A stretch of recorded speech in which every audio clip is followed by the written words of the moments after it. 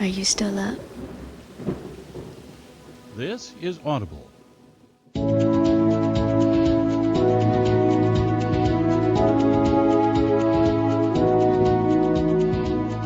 Penguin Audio presents How to Prosper in Hard Times. Blueprints for Abundance by the Greatest Motivation Teachers of All Time. By Napoleon Hill, James Allen, Joseph Murphy, George S. Clason, and others. Read by Joel Futinos.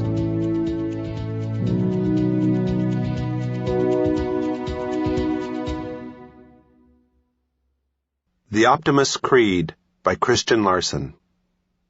Promise yourself to be so strong that nothing can disturb your peace of mind, to talk health, happiness, and prosperity to every person you meet, to make all your friends feel that there is something worthwhile in them, to look at the sunny side of everything and make your optimism come true, to think only of the best, to work only for the best, and to expect only the best, to be just as enthusiastic about the success of others as you are about your own, to forget the mistakes of the past and press on to the greater achievements of the future, to wear a cheerful expression at all time and give a smile to every living creature you meet, to give so much time to improving yourself that you have no time to criticize others, to be too large for worry, too noble for anger, too strong for fear, and too happy to permit the presence of trouble, to think well of yourself and to proclaim this fact to the world,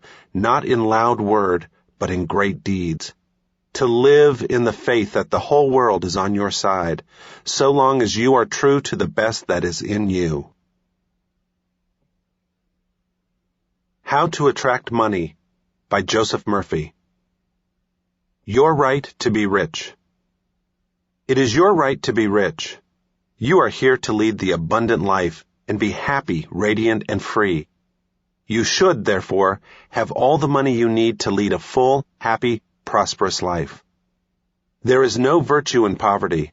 The latter is a mental disease, and it should be abolished from the face of the earth. You are here to grow, expand, and unfold spiritually, mentally, and materially. You have the inalienable right to fully develop and express yourself along all lines. You should surround yourself with beauty and luxury. Why be satisfied with just enough to go around when you can enjoy the riches of the infinite? In this audiobook, you will learn to make friends with money, and you will always have a surplus. Your desire to be rich is a desire for a fuller, happier, more wonderful life. It is a cosmic urge. It is good and very good. Begin to see money in its true significance as a symbol of exchange. It means to you freedom from want, beauty, luxury, abundance, and refinement. As you listen to this chapter, you are probably saying, I want more money. I am worthy of a higher salary than I am receiving. I believe most people are inadequately compensated. One of the causes many people do not have more money is that they are silently or openly condemning it. They refer to money as filthy lucre, or love of money is the root of all evil, etc. Another reason they do not prosper is that they have a sneaky subconscious feeling there is some virtue in poverty. This subconscious pattern may be due to early childhood training, superstition, or it could be based on a false interpretation of the scriptures. There is no virtue in poverty. It is a disease like any other mental disease. If you were physically ill, you would think there was something wrong with you. You would seek help or do something about the condition at once. Likewise, if you do not have money constantly circulating in your life, there is something radically wrong with you. Money is only a symbol. It has taken many forms as a medium of exchange down through the centuries, such as salt, beads, and trinkets of various kinds. In early times, man's wealth was determined by the number of sheep or oxen he had. It is much more convenient to write a check than to carry some sheep around with you to pay your bills. God does not want you to live in a hovel or go hungry. God wants you to be happy, prosperous, and successful. God is always successful in all his undertakings, whether he makes a star or a cosmos. You may wish to take a trip around the world, study art in foreign countries, go to college, or send your children to a superior school. You certainly wish to bring your children up in lovely surroundings so that they might learn to appreciate beauty, order, symmetry, and proportion. You were born to succeed, to win, to conquer all difficulties, and have all your faculties fully developed. If there is financial lack in your life, do something about it. Get away immediately from all superstitious beliefs about money. Do not ever regard money as evil or filthy. If you do, you cause it to take wings and fly away from you. Remember that you lose what you condemn. Suppose, for example, you found gold, silver, lead, copper, or iron in the ground. Would you pronounce these things evil? God pronounced all things good. The evil comes from man's darkened understanding, from his unillumined mind, from his false interpretation of life, and his misuse of divine power. Uranium, lead, or some other metal could have been used as a medium of exchange. We use paper bills, checks, etc. Surely the piece of paper is not evil, neither is the check. Physicists and scientists know today that the only difference between one metal and another is the number and rate of motion of the electrons revolving around a central nucleus. They are now changing one metal into another through a bombardment of the atoms in the powerful cyclotron. God, under certain conditions, becomes mercury. It will only be a little while until gold, silver, and other metals will be made synthetically in the chemical laboratory. I cannot imagine seeing anything evil in electrons, neutrons, protons, and isotopes. The piece of paper in your pocket is composed of electrons and protons arranged differently. Their number and rate of motion is different. That is the only way the paper differs from the silver in your pocket. Some people will say, "Oh, people kill for money. They steal for money." It has been associated with countless crimes, but that does not make it evil. A man may give another $50 to kill someone. He has misused money in using it for a destructive purpose. You can use electricity to kill someone or light the house. You can use water to quench the baby's thirst or use it to drown the child. You can use fire to warm the child or burn it to death. Another illustration would be if you brought some earth from your garden, put it in your coffee cup for breakfast. That would be your evil. Yet the earth is not evil, neither is the coffee. The earth is displaced. It belongs in your garden. Similarly, if a needle were stuck in your thumb, it would be your evil. The needle or pin belongs in the pin cushion, not in your thumb. We know the forces or the elements of nature are not evil. It depends on our use of them whether they bless or hurt us. A man said to me one time, "I am broke. I do not like money. It is the root of all evil." Love of money to the exclusion of everything else will cause you to become lopsided and unbalanced. You are here to use your power or authority wisely. Some men crave power. Others crave money. If you set your heart on money and say, "That is all I want. I'm going to give all my attention to amassing money. Nothing else matters." You can get money and attain a fortune, but you have forgotten that you are here to lead a balanced life. Man does not live by bread alone. For example, if you belong to some cult or religious group and become fanatical about it, excluding yourself from your friends, society, and social activities, you will become unbalanced, inhibited, and frustrated. Nature insists on a balance.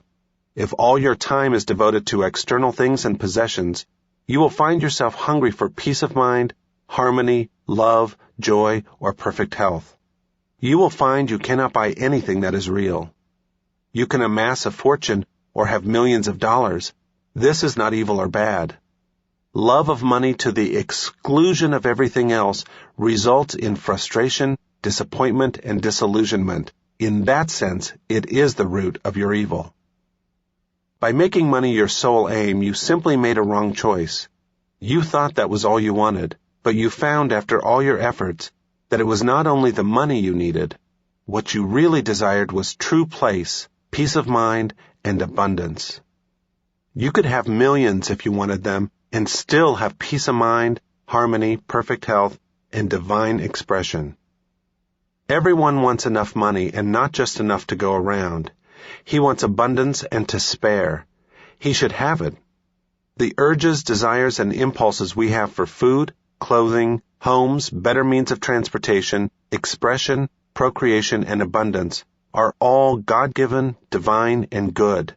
But we may misdirect these impulses, desires, and urges, resulting in evil or negative experiences in our lives. Man does not have an evil nature. There is no evil nature in you. It is God, the universal wisdom or life seeking expression through you. For example, a boy wants to go to college, but he does not have enough money. He sees other boys in the neighborhood going off to college and the university. His desire increases. He says to himself, I want an education too. Such a youth may steal and embezzle money for the purpose of going to college. The desire to go to college was basically and fundamentally good.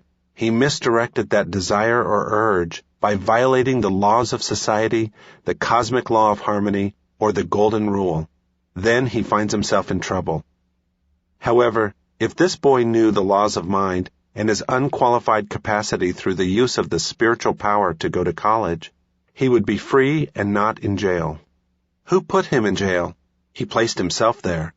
The policeman who locked him up in prison was an instrument of the man-made laws which he violated. He first imprisoned himself in his mind by stealing and hurting others. Fear and a guilt consciousness followed. This is the prison of the mind, followed by the prison walls made of bricks and stones.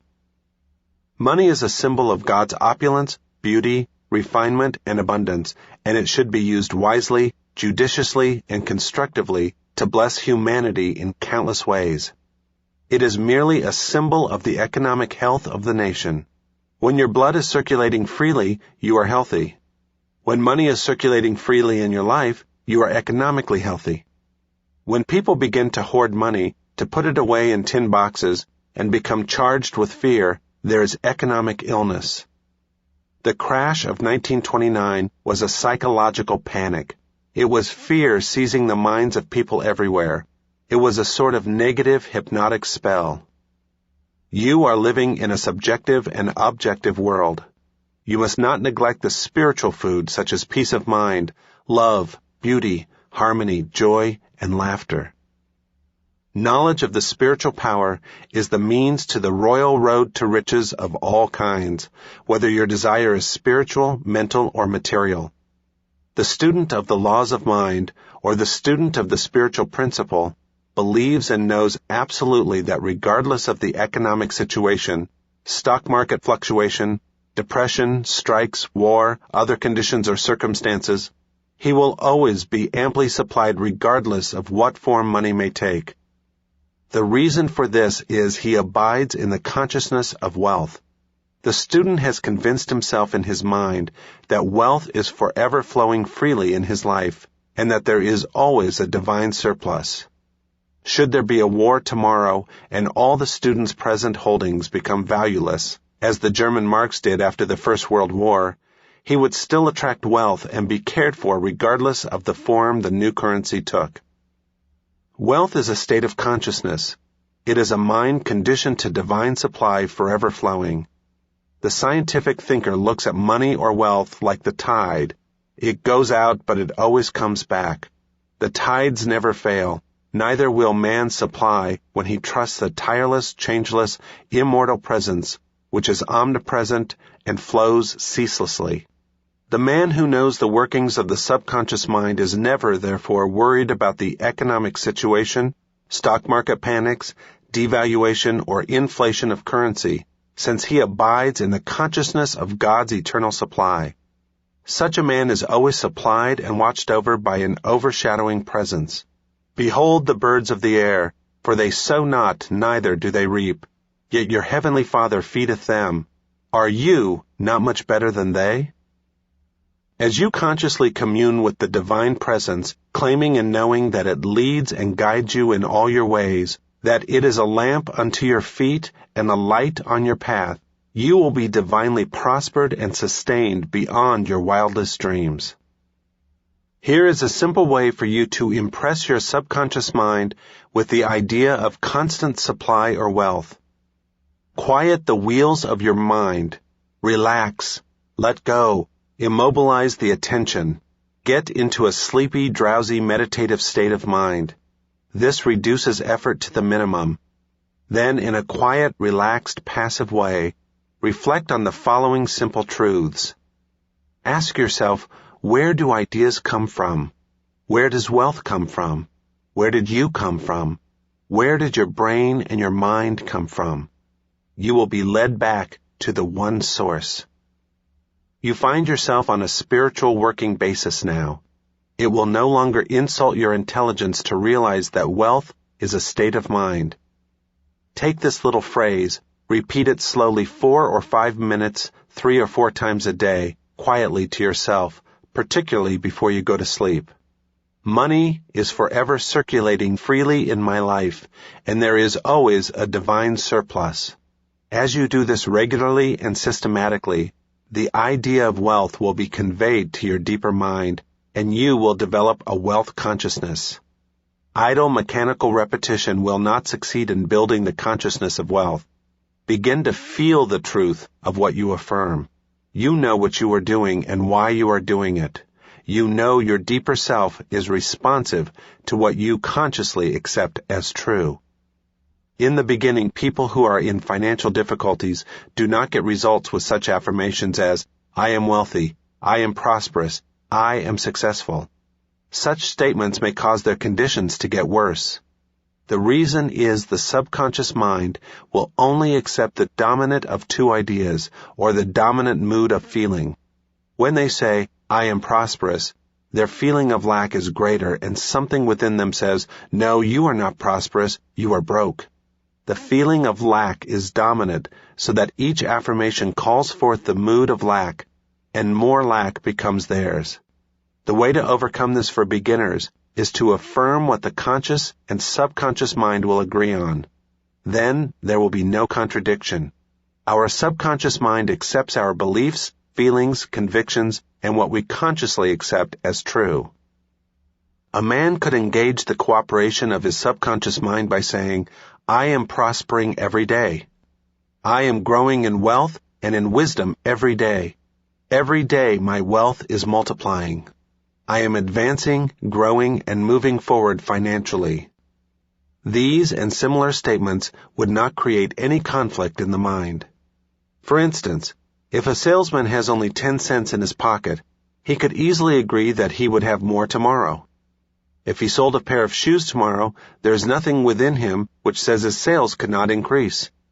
He could use statements such as, my sales are increasing every day. I am advancing and moving forward. He would find that these would sound psychologically acceptable to his mind and produce desirable fruit. The spiritually advanced student who quietly, knowingly, and feelingly says, I am prosperous, I am successful, I am wealthy, gets wonderful results also. Why would this be true?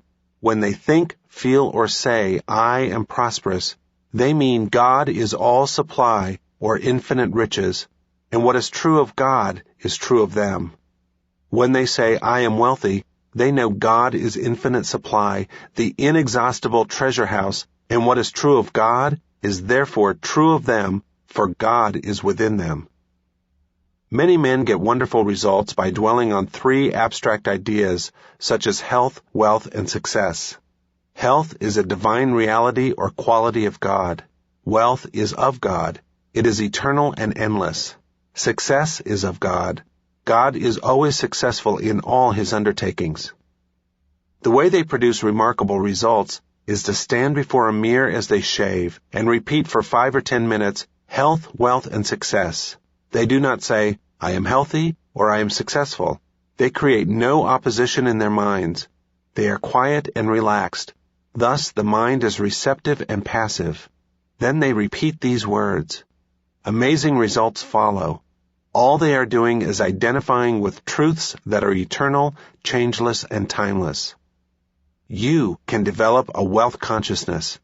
Put the principles enunciated and elaborated on in this audiobook to practice. and your desert will rejoice and blossom as the rose. I worked with a young boy in Australia many years ago who wanted to become a physician and surgeon, but he had no money, nor had he graduated from high school. For expenses, he used to clean out doctors' offices, wash windows, and do odd repair jobs. He told me that every night as he went to sleep, he used to see a diploma on a wall with his name in big, bold letters. He used to clean and shine the diplomas in the medical building where he worked. It was not hard for him to engrave the diploma in his mind and develop it there. I do not know how long he continued this imagining, but it must have been for some months. Results followed as he persisted. One of the doctors took a great liking to this young boy, and after training him in the art of sterilizing instruments, giving hypodermic injections, and other miscellaneous first aid work, he became a technical assistant in his office. The doctor sent him to high school and also to college at his expense. Today, this man is a prominent doctor in Montreal, Canada. He had a dream, a clear image in his mind. His wealth was in his mind.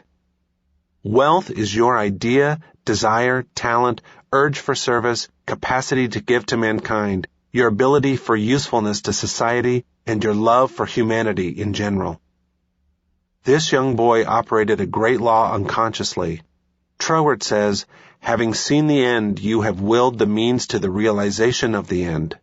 The end in this boy's case was to be a physician, to imagine, see, and feel the reality of being a doctor now, to live with that idea, sustain it, nourish it, and to love it until through his imagination it penetrated the layers of the subconscious, becoming a conviction, paved the way to the fulfillment of his dreams. He could have said, I have no education. I do not know the right people. I am too old to go to school now. I have no money. It would take years and I'm not intelligent. He would then be beaten before he started. His wealth was in his use of the spiritual power within him which responded to his thought. The means or the way in which our prayer is answered is always hidden from us, except that occasionally we may intuitively perceive a part of the process. My ways are past finding out. The ways are not known. The only thing man has to do is to imagine and accept the end in his mind and leave its unfoldment to the subjective wisdom within. Oftentimes the question is asked, what should I do after meditating on the end and accepting my desire in consciousness? The answer is simple. You will be compelled to do whatever is necessary for the unfoldment of your ideal. The law of the subconscious is compulsion. The law of life is action and reaction. What we do is the automatic response to our inner movements of the mind, inner feeling, and conviction. A few months ago, as I went to sleep, I imagined I was reading one of my most popular books, Magic of Faith, in French. I began to realize and imagine this book going into all French-speaking nations. For several weeks I did this every night, falling asleep with the imaginary French edition of Magic of Faith in my hands. Just before Christmas 1954, I received a letter from a leading publisher in Paris, France, enclosing a contract drawn up asking me to sign it, giving him permission to publish and promote abroad to all French-speaking countries the French edition of Magic of Faith. You might ask me what did I do about the publishing of this book after prayer? I would have to say nothing. The subjective wisdom took over and brought it to pass in its own way, which was a far better way than any method I could consciously desire. All of our external movements, motions, and actions follow the inner movements of the mind. Inner action precedes all outer action. Whatever steps you take physically, or what you seem to do objectively, will all be part of a pattern which you are compelled to fulfill. Accepting the end wills the means to the realization of the end. Believe that you have it now, and you shall receive it. We must cease denying our good. Realize that the only thing that keeps us from the riches that lie all around us is our mental attitude, or the way we look at God, life, and the world in general. Know, believe, and act on the positive assumption that there is no reason why you cannot have, be, and do whatever you wish to accomplish through the great laws of God. Your knowledge of how your mind works is your savior and redeemer. Thought and feeling are your destiny. You possess everything by right of consciousness. The consciousness of health produces health. The consciousness of wealth produces wealth. The world seems to deny or oppose what you pray for. Your senses sometimes mock and laugh at you. If you say to your friend you are opening up a new business for yourself, he may proceed to give you all the reasons why you are bound to fail. If you are susceptible to his hypnotic spell, he may instill fear of failure in your mind. As you become aware of the spiritual power which is one and indivisible and responds to your thought, you will reject the darkness and ignorance of the world and know that you possess all the equipment, power, and knowledge to succeed. To walk on the royal road to riches, you must not place obstacles and impediments on the pathway of others. Neither must you be jealous or envious of others. Actually, when you entertain these negative states of mind, you are hurting and injuring yourself because you are thinking and feeling it. The suggestion, as Quimby said, you give to another, you are giving to yourself. This is the reason that the law of the Golden Rule is a cosmic divine law. I'm sure you have heard men say, that fellow has a racket, he's a racketeer, he is getting money dishonestly, he is a faker, I knew him when he had nothing, he is crooked, a thief, and a swindler. If you analyze the man who talks like that, he is usually in want or suffering from some financial or physical illness. Perhaps his former college friends went up the ladder of success and excelled him. Now he is bitter and envious of their progress. In many instances, this is the cause of his downfall. Thinking negatively of these classmates and condemning their wealth causes the wealth and prosperity he is praying for to vanish and flee away. He is condemning the things he is praying for. He is praying two ways. On the one hand, he is saying, God is prospering me. And in the next breath, silently or audibly, he is saying, I resent that fellow's wealth. Always make it a special point to bless the other person and rejoice in his prosperity and success. When you do, you bless and prosper yourself. If you go into the bank and see your competitor across the street deposit 20 times more than you do, or you see him deposit $10,000, rejoice and be exceedingly glad to see God's abundance being manifested through one of his sons. You are then blessing and exalting what you are praying for. What you bless, you multiply. What you condemn, you lose. If you are working in a large organization, and you are silently thinking and resenting the fact that you are underpaid, that you are not appreciated, and that you deserve more money and greater recognition, you are subconsciously severing your ties with that organization. You are setting a law in motion. Then the superintendent or manager says to you, we have to let you go. You dismissed yourself. The manager was simply the instrument through which your own negative mental state was confirmed. In other words, he was a messenger telling you what you conceived as true about yourself. It was an example of the law of action and reaction. The action was the internal movement of your mind. The reaction was the response of the outer world to conform to your inner thinking.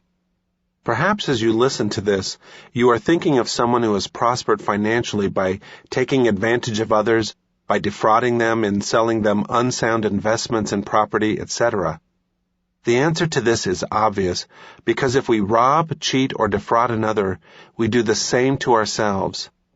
In reality, in this case, we are actually hurting or robbing from ourselves. We are in a mood of lack in the first place, which is bound to attract loss to us. The loss may come in many ways. It may come in loss of health, prestige, peace of mind, social status, sickness in the home or in business. It may not necessarily come in loss of money. We must not be short-sighted and think that the loss has to come just in dollars and cents. Isn't it a wonderful feeling to place your head on the pillow at night and feel you are at peace with the whole world and that your heart is full of goodwill toward all? There are some people who have accumulated money the wrong way, as by tramping on others, trickery, deceit, and chicanery. What is the price? Sometimes it is mental and physical disease, guilt complexes, insomnia, or hidden fears.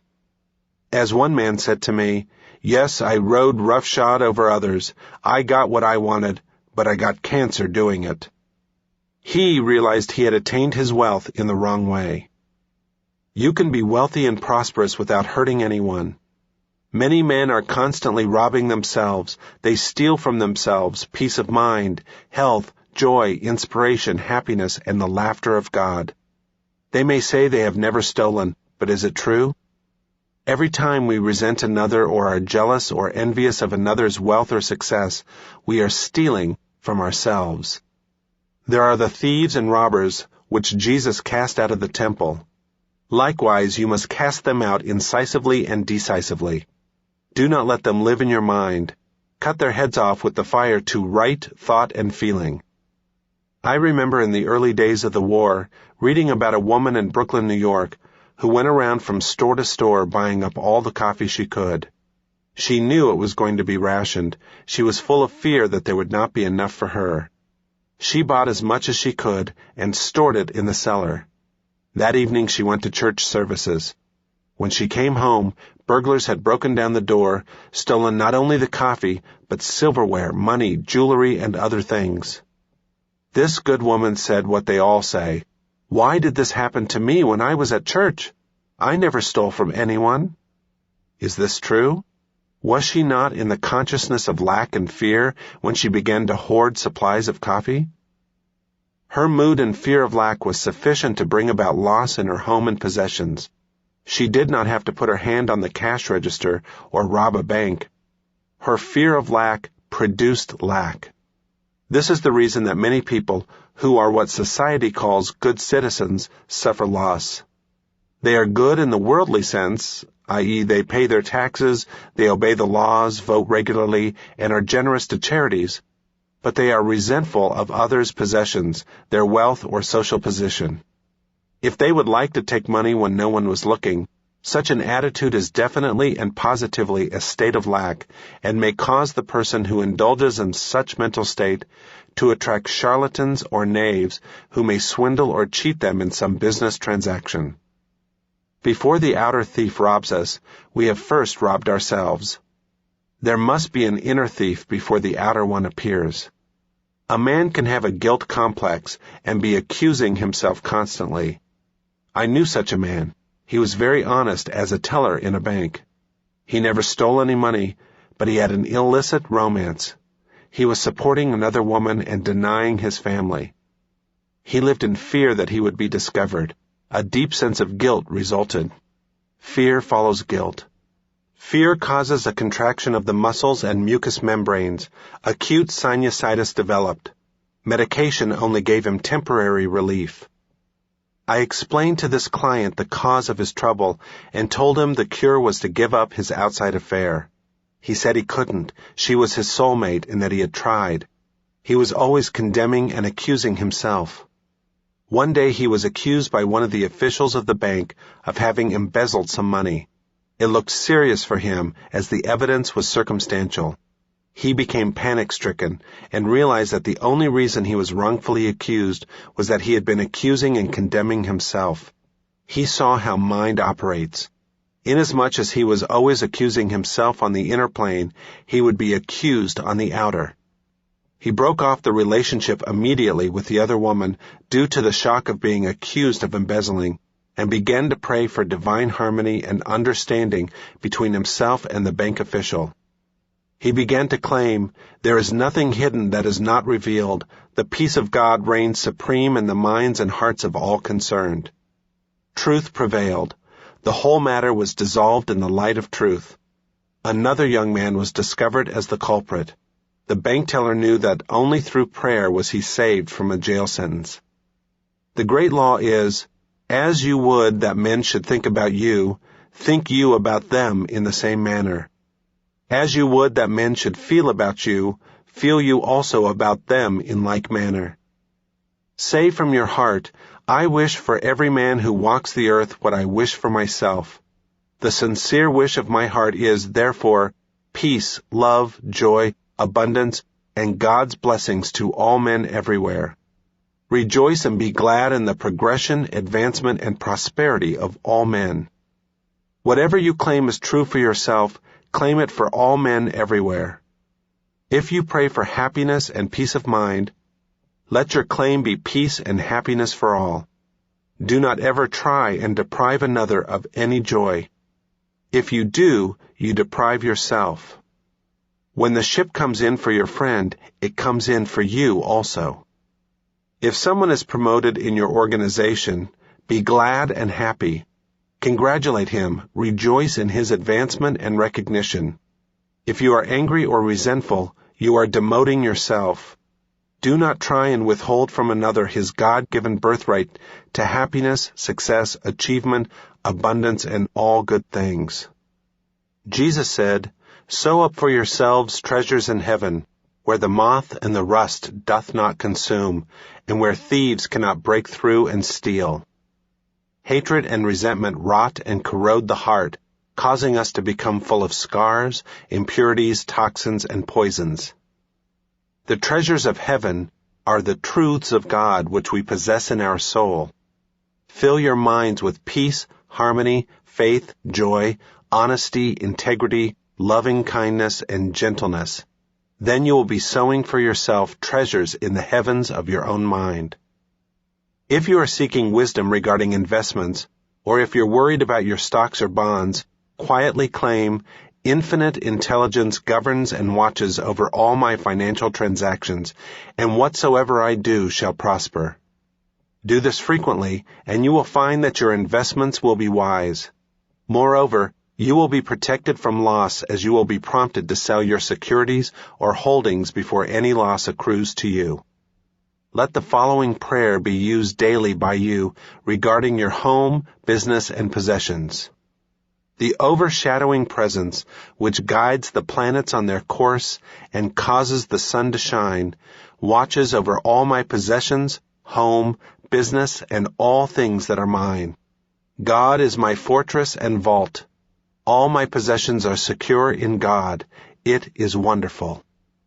By reminding yourself daily of this great truth, and by observing the laws of love, you will always be guided, watched over, and prospered in all your ways. You will never suffer from loss, for you have chosen the Most High as your counselor and guide. The envelope of God's love surrounds, enfolds, and encompasses you at all times. You rest in the everlasting arms of God. All of us should seek an inner guidance for our problems. If you have a financial problem, repeat this before you retire at night. "Now I shall sleep in peace. I have turned this matter over to the God wisdom within. It knows only the answer. As the sun rises in the morning, so will my answer be resurrected. I know the sunrise never fails." Then go off to sleep. Do not fret, fuss, or fume over a problem. Night brings counsel. Sleep on it. Your intellect cannot solve all your problems. Pray for the light that is to come. Remember the dawn always comes, then the shadows flee away. Let your sleep every night be a contented bliss.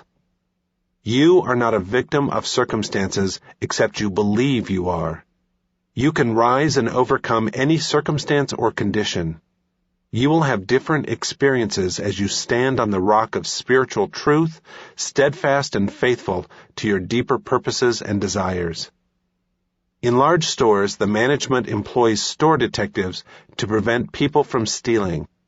They catch a number every day trying to get something for nothing. All such people are living in the consciousness of lack and limitation, and are stealing from themselves, attracting at the same time all manner of loss. These people lack faith in God and the understanding of how their minds work. If they would pray for true place, divine expression, and supply, they would find work. Then by honesty, integrity, and perseverance, they would become a credit to themselves and society at large. Jesus said, "For ye have the poor always with you, but me ye have not always." The poor states of consciousness are always with us in this sense. that no matter how much wealth you now have, there is something you want with all your heart. It may be a problem of health. Perhaps a son or daughter needs guidance, or harmony is lacking in the home. At that moment, you are poor. We could not know what abundance was except we were conscious of lack. I have chosen 12, and one of you is a devil. Whether it be the King of England or the boy in the slums, we are all born into limitation and into the race belief. It is through these limitations we grow. We could never discover the inner power except through problems and difficulties. These are our poor states which prod us in seeking the solution. We could not know what joy was except we could shed a tear of sorrow. We must be aware of poverty to seek liberation and freedom and ascend into God's opulence. The poor states, such as fear, ignorance, worry, lack, and pain, are not bad when they cause you to seek the opposite. When you get into trouble and get kicked around from pillar to post, when you ask negative, heart-rending questions, such as, why are all these things happening to me? Why does there seem to be a jinx following me? Light will come into your mind. Through your suffering, pain, or misery, you will discover the truth which sets you free. Sweet are the uses of adversity, like a toad ugly and venomous, yet wears a precious jewel on its head. Through dissatisfaction, we are led to satisfaction. All those studying the laws of life have been dissatisfied with something. They have had some problem or difficulty which they could not solve, or they were not satisfied with the man-made answers to life's riddles. They have found their answer in the God presence within themselves, the pearl of great price, the precious jewel. The Bible says, I sought the Lord and I found him, and he delivered me from all my fears. When you realize your ambition or desire, you will be satisfied for only a period of brief time, then the urge to expand will come again. This is life seeking to express itself at higher levels through you. When one desire is satisfied, another comes, etc., to infinity. You are here to grow. Life is progression, it is not static. You are here to go from glory to glory. There is no end, for there is no end to God's glory. We are all poor in the sense we are forever seeking more light, wisdom, happiness, and greater joy out of life. God is infinite, and never in eternity could you exhaust the glory, beauty, and wisdom which is within. This is how wonderful you are. In the absolute state, all things are finished, but in the relative world, we must awaken to that glory which was ours before the world was. No matter how wise you are seeking more wisdom, so you are still poor. No matter how intelligent you are in the field of mathematics, physics, or astronomy, you are only scratching the surface. You are still poor. The journey is ever onward, upward, and Godward. It is really an awakening process whereby you realize creation is finished. When you know God does not have to learn, grow, expand, or unfold, you begin to gradually awaken from the dream of limitation and become alive in God. As the scales of fear, ignorance, race belief, and mass hypnosis fall from your eyes, you begin to see as God sees. The blind spots are removed. Then you begin to see the world as God made it, for we begin to see it through God's eyes. Now you say, Behold, the kingdom of heaven is at hand. Feed the poor within you, clothe the naked ideas, and give them form by believing in the reality of the idea, trusting the great fabricator within to clothe it in form and objectify it. Now your word, idea, shall become flesh or take form. When you are hungry, poor states, you seek food. When worried, you seek peace. When you are sick, you seek health. When you are weak, you seek strength. Your desire for prosperity is the voice of God in you, telling you that abundance is yours. Therefore, through your poor state, you find the urge to grow, to expand, to unfold, to achieve, and to accomplish your desires. A pain in your shoulder is a blessing in disguise. It tells you to do something about it at once. If there were no pain and no indication of trouble, your arm might fall off on the street. Your pain is God's alarm system telling you to seek His peace and His healing power and move from darkness to light. When cold, you build a fire. When you are hungry, you eat. When you are in lack, enter into the mood of opulence and plenty. Imagine the end. Rejoice in it. Having imagined the end and felt it as true, you have willed the means to the realization of the end. When you are fearful and worried, feed your mind with the great truths of God that have stood the test of time and will last forever. You can receive comfort by meditating on the great Psalms. For example, "The Lord is my shepherd, I shall not want. God is my refuge, my salvation, whom shall I fear? God is an ever-present help in time of trouble. My God, in Him will I trust. He shall cover me with His feathers, and under His wings shall I rest. One with God is a majority. If God be for me, who can be against me? I do all things through Christ which strengthen me." Let the healing vibrations of these truths flood your mind and heart. Then you will crowd out of your mind all your fears, doubts, and worries through this meditative process. Imbibe another great spiritual truth. A merry heart maketh a cheerful countenance. A merry heart hath a continual feast. A merry heart doeth good like a medicine. A broken spirit drieth the bones. Therefore I put thee in remembrance, that thou stir up the gift of God within thee. Begin now to stir up the gift of God by completely rejecting the evidence of senses, the tyranny and despotism of the race mind, and give complete recognition to the spiritual power within you as the only cause, the only power, and the only presence. Know that it is a responsive and beneficent power. Draw nigh unto it, and it will draw nigh unto you. Turn to it devotedly with assurance, trust, and love. It will respond to you as love, peace, guidance, and prosperity. It will be your comforter, guide, counselor, and your heavenly Father. You will then say, "God is love. I have found Him, and He truly has delivered me from all my fears." Furthermore, you will find yourself in green pastures where abundance and all of God's riches flow freely through you. Say to yourself freely and joyously during the day, "I walk in the consciousness of the presence of God all day long. His fullness flows through me at all times, filling up all the empty vessels in my life."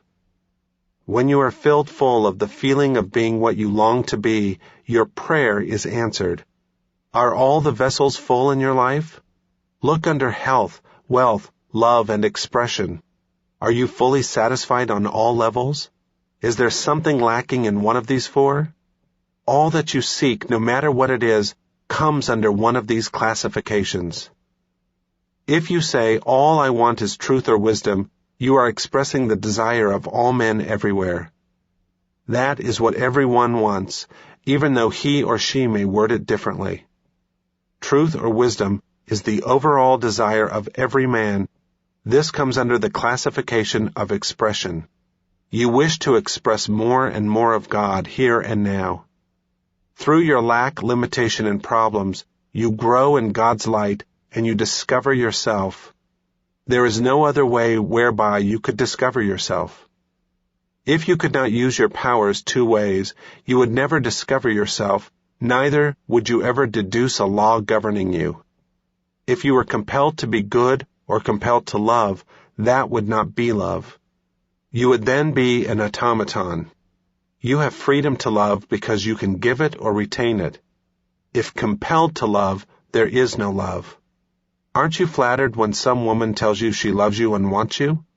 She has chosen you from all the men in the world. She does not have to love you. If she were forced to love you, you would not be flattered or happy about it. You have freedom to be a murderer or a holy man. This is the reason we praise such men as Lincoln and others. They decided to choose the good. We praise them for their choice. If we believe that circumstances, conditions, events, age, race, religious training, or early environment can preclude the possibility of our attaining a happy, prosperous life, we are thieves and robbers. All that is necessary to express happiness and prosperity is to feel happy and prosperous. The feeling of wealth produces wealth. States of consciousness manifest themselves. This is why it is said, all that ever came before me, feeling, are thieves and robbers. Feeling is the law, and the law is the feeling. Your desire for prosperity is really the promise of God saying that His riches are yours. Accept this promise without any mental reservation. Quimby likened prayer to that of a lawyer pleading the case before the judge. This teacher of the laws of mind said he could prove the defendant was not guilty as charged, but that the person was a victim of lies and false beliefs. You are the judge. You render your own verdict, then you are set free. The negative thoughts of lack, poverty, and failure are all false. They are all lies. There is nothing to back them up. You know there is only one spiritual power, one primal cause, and you, therefore, cease giving power to conditions, circumstances, and opinions of men. Give all power to the spiritual power within you, knowing that it will respond to your thought of abundance and prosperity. Recognizing the supremacy of the spirit within and the power of your own thought or mental image is the way to opulence, freedom, and constant supply. Accept the abundant life in your own mind. Your mental acceptance and expectancy of wealth has its own mathematics and mechanics of expression. As you enter into the mood of opulence, all things necessary for the abundant life will come to pass. You are now the judge, arriving at a decision in the courthouse of your mind. You have, like Quimby produced, indisputable evidence showing how the laws of your mind work, and you are now free from fear. You have executed and chopped the heads off all the fear and superstitious thoughts in your mind. Fear is the signal for action. It is not really bad. It tells you to move to the opposite, which is faith in God and all positive values. Let this be your daily prayer. Write it in your heart. God is the source of my supply. That supply is my supply now. His riches flow to me freely, copiously, and abundantly. I am forever conscious of my true worth. I give of my talents freely, and I am wonderfully, divinely compensated. Thank you, Father. The Road to Riches. Riches are of the mind. Let us suppose for a moment that a physician's diploma was stolen together with his office equipment. I am sure you would agree that his wealth was in his mind. He could still carry on, diagnose disease, prescribe, operate, and lecture on materia medica. Only his symbols were stolen. He could always get additional supplies. His riches were in his mental capacity, knowledge to help others, and his ability to contribute to humanity in general. You will always be wealthy when you have an intense desire to contribute to the good of mankind. Your urge for service, i.e., to give of your talents to the world, will always find a response in the heart of the universe. I knew a man in New York during the financial crisis of 1929 who lost everything he had, including his home and all his life's savings. I met him after a lecture which I had given at one of the hotels in the city. This is what he said. I lost everything. I made $1 million in 4 years. I will make it again. All I have lost is a symbol. I can again attract the symbol of wealth in the same way as honey attracts flies. I followed the career of this man for several years to discover the key to his success. The key may seem strange to you, yet it is a very old one. The name he gave the key was, change water into wine. He read this passage in the Bible, and he knew it was the answer to perfect health, happiness, peace of mind, and prosperity. Wine in the Bible always means the realization of your desires, urges, plans, dreams, propositions of your desires, etc. In other words, it is the things you wish to accomplish, achieve, and bring forth. Water in the Bible usually refers to your mind or consciousness. Water takes the shape of any vessel into which it is poured. Likewise, whatever you feel and believe as true will become manifest in your world. Thus, you are always changing water into wine. The Bible was written by illumined men. It teaches practical everyday psychology and a way of life. One of the cardinal tenets of the Bible is that you determine, mold, fashion, and shape your own destiny through right thought, feeling, and beliefs. It teaches you that you can solve any problem, overcome any situation, and that you are born to succeed, to win, and to triumph. In order to discover the royal road to riches and receive the strength and security necessary to advance in life, you must cease viewing the Bible in the traditional way. That same man who was in a financial crisis used to say to himself frequently during the days when he was without funds, "I can change water into wine."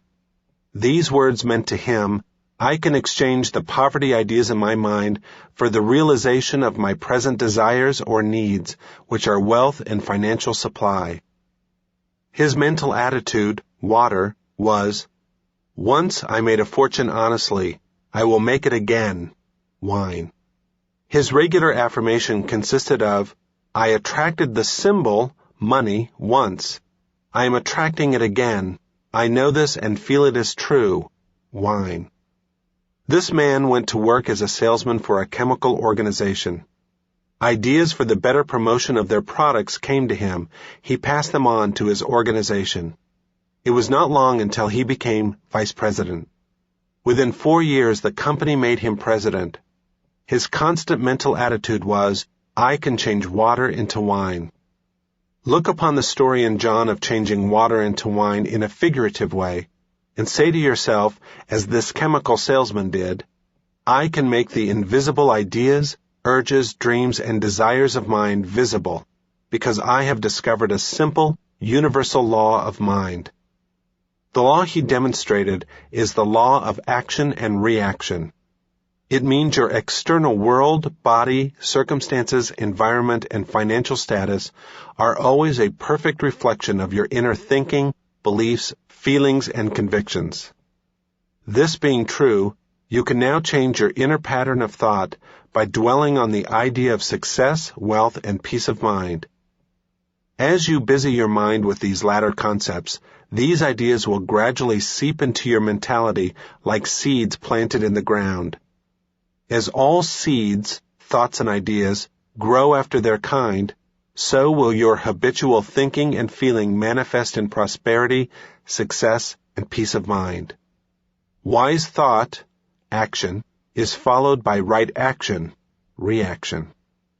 You can acquire riches when you become aware of the fact that prayer is a marriage feast. The feast is a psychological one. You meditate, mentally eat of, on your good or your desire until you become one with it. I will now cite a case history from my files relating how a young girl performed her first miracle in transforming water into wine. She operated a very beautiful hair salon. Her mother became ill, and she had to devote considerable time at home, neglecting her business. During her absence, 2 of her assistants embezzled funds. She was forced into bankruptcy, losing her home and finding herself deeply in debt. She was unable to pay hospital bills for her mother, and she was now unemployed. I explained to this woman the magic formula of changing water into wine. Again, we made it clear to her that wine means answered prayer or the objectification of her ideal. She was quarreling with the outside world. She said, look at the facts. I have lost everything. It is a cruel world.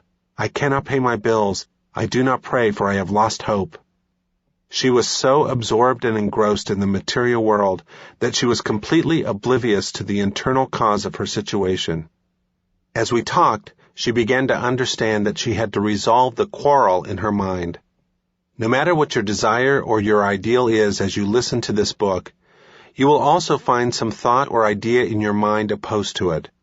For example, your desire may be for health. Perhaps there are several thoughts such as these in your mind simultaneously. I can't be healed. I have tried, but it's no use. It's getting worse. I don't know enough about spiritual mind healing. As you study yourself, don't you have a tug of war in your mind? Like this girl, you find environment and external affairs challenging your desire of expression, wealth, and peace of mind.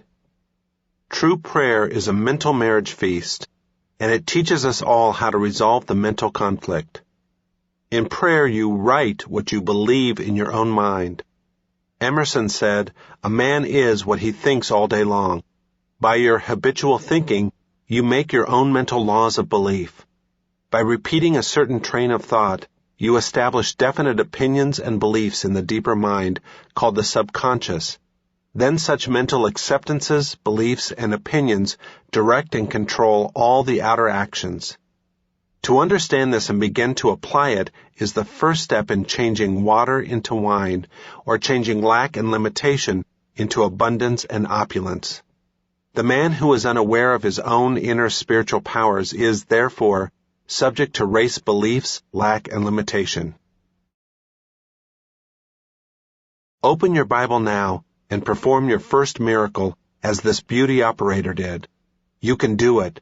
If you merely read the Bible as a historical event, you will miss the spiritual, mental, scientific view of the laws of mind with which we are concerned in this audiobook. Let us take this passage. "And the third day there was a marriage in Cana of Galilee, and the mother of Jesus was there." Galilee means your mind or consciousness. Cana means your desire.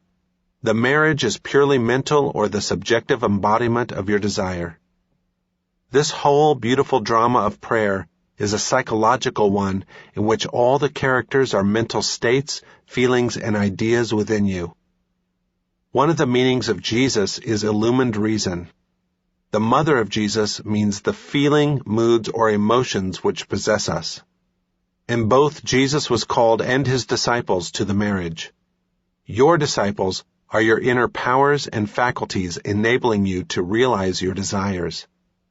And when they wanted wine, the mother of Jesus saith unto him, They have no wine. Wine, as we have stated, represents the answered prayer or the manifestation of your desire and ideals in life. You can now see this is an everyday drama taking place in your own life. When you wish to accomplish something as this girl did, namely finding work, supply, and a way out of your problem, suggestions of lack come to you such as, "There is no hope, all is lost, I can't accomplish it, it is hopeless." This is the voice from the outside world saying to you, "They have no wine," or "Look at the facts." This is your feeling of lack, limitation, or bondage speaking. How do you meet the challenge of circumstances and conditions?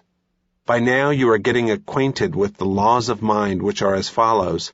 As I think and feel inside, so is my outside world, i.e., my body, finances, environment, social position, and all phases of my external relationship to the world and man.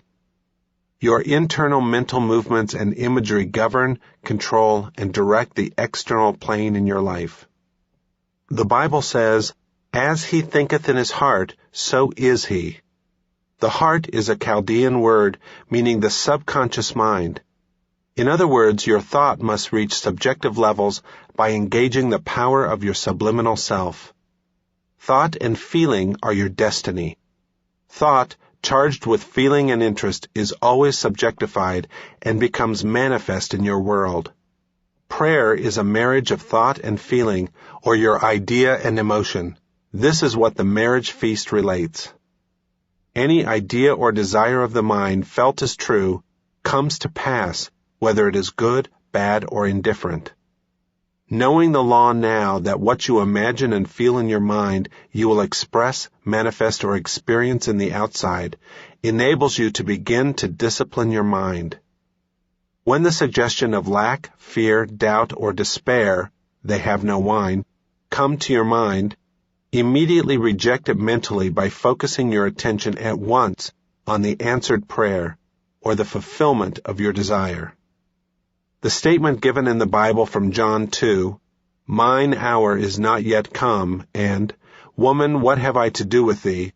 are figurative, idiomatic, Oriental expressions. As we paraphrase the quotation, woman means the negative feeling that you indulge in. These negative suggestions have no power of reality because there is nothing to back them up. A suggestion of lack has no power. The power is resident in your own thought and feeling. What does God mean to you? God is the name given to the one spiritual power. God is the one invisible source from which all things flow. When your thoughts are constructive and harmonious, the spiritual power being responsive to your thought flows as harmony, health, and abundance. Practice the wonderful discipline of completely rejecting every thought of lack by immediately recognizing the availability of the spiritual power and its response to your constructive thoughts and imagery. Then you will be practicing the truth found in these words, "Woman, what have I to do with thee?" We quoted, "Mine hour is not yet come." This means that while you have not yet reached a conviction or positive state of mind, you know you are on the way mentally because you are engaging your mind on the positive ideals, goals, and objectives in life. Whatever the mind dwells upon, it multiplies, magnifies, and causes it to grow until finally the mind becomes qualified with the new state of consciousness. You are then conditioned positively, here as before you were conditioned negatively. The spiritual man in prayer moves from the mood of lack to the mood of confidence, peace, and trust in the spiritual power within himself. Since his trust and faith are in the spiritual power, his mother, mood and feeling, registers a feeling of triumph or victory. This will bring about the solution or the answer to your prayer. The water pots in the story from the Bible refer to the mental cycles that man goes through in order to bring about the subjective realization of his desire. The length of time may be a moment, hour, week, or month, depending on the faith and state of consciousness of the student. In prayer, we must cleanse our mind of false beliefs, fear, doubt, and anxiety by becoming completely detached from the evidence of senses and the external world. In the peacefulness and quietude of your mind, wherein you have stilled the wheels of your mind, meditate on the joy of the answered prayer until that inner certitude comes, whereby you know that you know. When you have succeeded in being one with your desire, you have succeeded in the mental marriage, or the union of your feeling with your idea. I am sure you wish to be married, one with, to health, harmony, success, and achievement in your mind at this moment. Every time you pray, you are trying to perform the marriage feast of Cana, realization of your desire or ideas. You want to be mentally identified with the concept of peace, success, well-being, and perfect health. They filled them up to the brim. The 6 water pots represent your own mind in the spiritual and mental creative act. You must fill your mind to the brim, meaning you must become filled full of the feeling of being what you long to be. When you succeed in filling your mind with the ideal you wish to accomplish or express, you are full to the brim. Then you cease praying about it, for you feel its reality in your mind. You know. It is a finished state of consciousness. You are at peace about it. And he saith unto them, Draw out now, and bear unto the governor of the feast. Whatever is impregnated in our subconscious mind is always objectified on the screen of space. Consequently, when we enter a state of conviction that our prayer is answered, we have given the command, Bear unto the governor of the feast. You are always governing your mental feast. During the day, thousands of thoughts, suggestions, opinions, sights, and sounds reach your eyes and ears. You can reject them as unfit for mental consumption, or entertain them as you choose. Your conscious reasoning intellectual mind is the governor of the feast. When you consciously choose to entertain, meditate, feast upon, and imagine your heart's desire as true, it becomes a living embodiment and a part of your mentality so that your deeper self gives birth or expression to it. In other words, what is impressed subjectively is expressed objectively. Your sense or conscious mind sees the objectification of your good. When the conscious mind becomes aware of water made into wine, it becomes aware of the answered prayer. Water might be called also the invisible, formless spiritual power, unconditioned consciousness. Wine is conditioned consciousness, or the mind giving birth to its beliefs and convictions. The servants which draw the water for you represent the mood of peace, confidence, and faith. According to your faith or feeling, your good is attracted or drawn to you. Imbibe, cherish, fall in love with these spiritual principles which are discussed in this audiobook. In the first recorded miracle of Jesus, you are told that prayer is a marriage feast, or the mind uniting with its desire. Love is the fulfilling of the law. Love is really an emotional attachment, a sense of oneness with your good. You must be true to that which you love. You must be loyal to your purpose or to your ideal. We are not being true to the one we love when we are flirting or mentally entertaining other marriages with fear, doubt, worry, anxiety, or false beliefs. Love is a state of oneness, a state of fulfillment. When this simple drama was explained to the beauty operator mentioned about, she became rich mentally. She understood this drama and she put it into practice in her life. This is how she prayed. She knew that the water, her own mind, would flow and fill up all the empty vessels in response to her new way of thinking and feeling. At night, this client became very quiet and still, relaxed her body, and began to use constructive imagery. The steps she used are as follows. First step. She began to imagine the local bank manager was congratulating her on her wonderful deposits in the bank. She kept imagining that for about 5 minutes. The second step. In her imagination, she heard her mother saying to her, "I am so happy about your wonderful new position." She continued to hear her say, "This is a happy, joyous way," for about 3 to 5 minutes. The third step. Vividly, she imagined the writer was in front of her, performing her marriage ceremony. This woman heard me saying as the officiating minister, "I now pronounce you man and wife." Completing this routine, she went off to sleep, feeling filled full, sensing and feeling within herself the joy of the answered prayer. Nothing happened for 3 weeks. In fact, things got much worse, but she persevered, refusing to take no for her answer.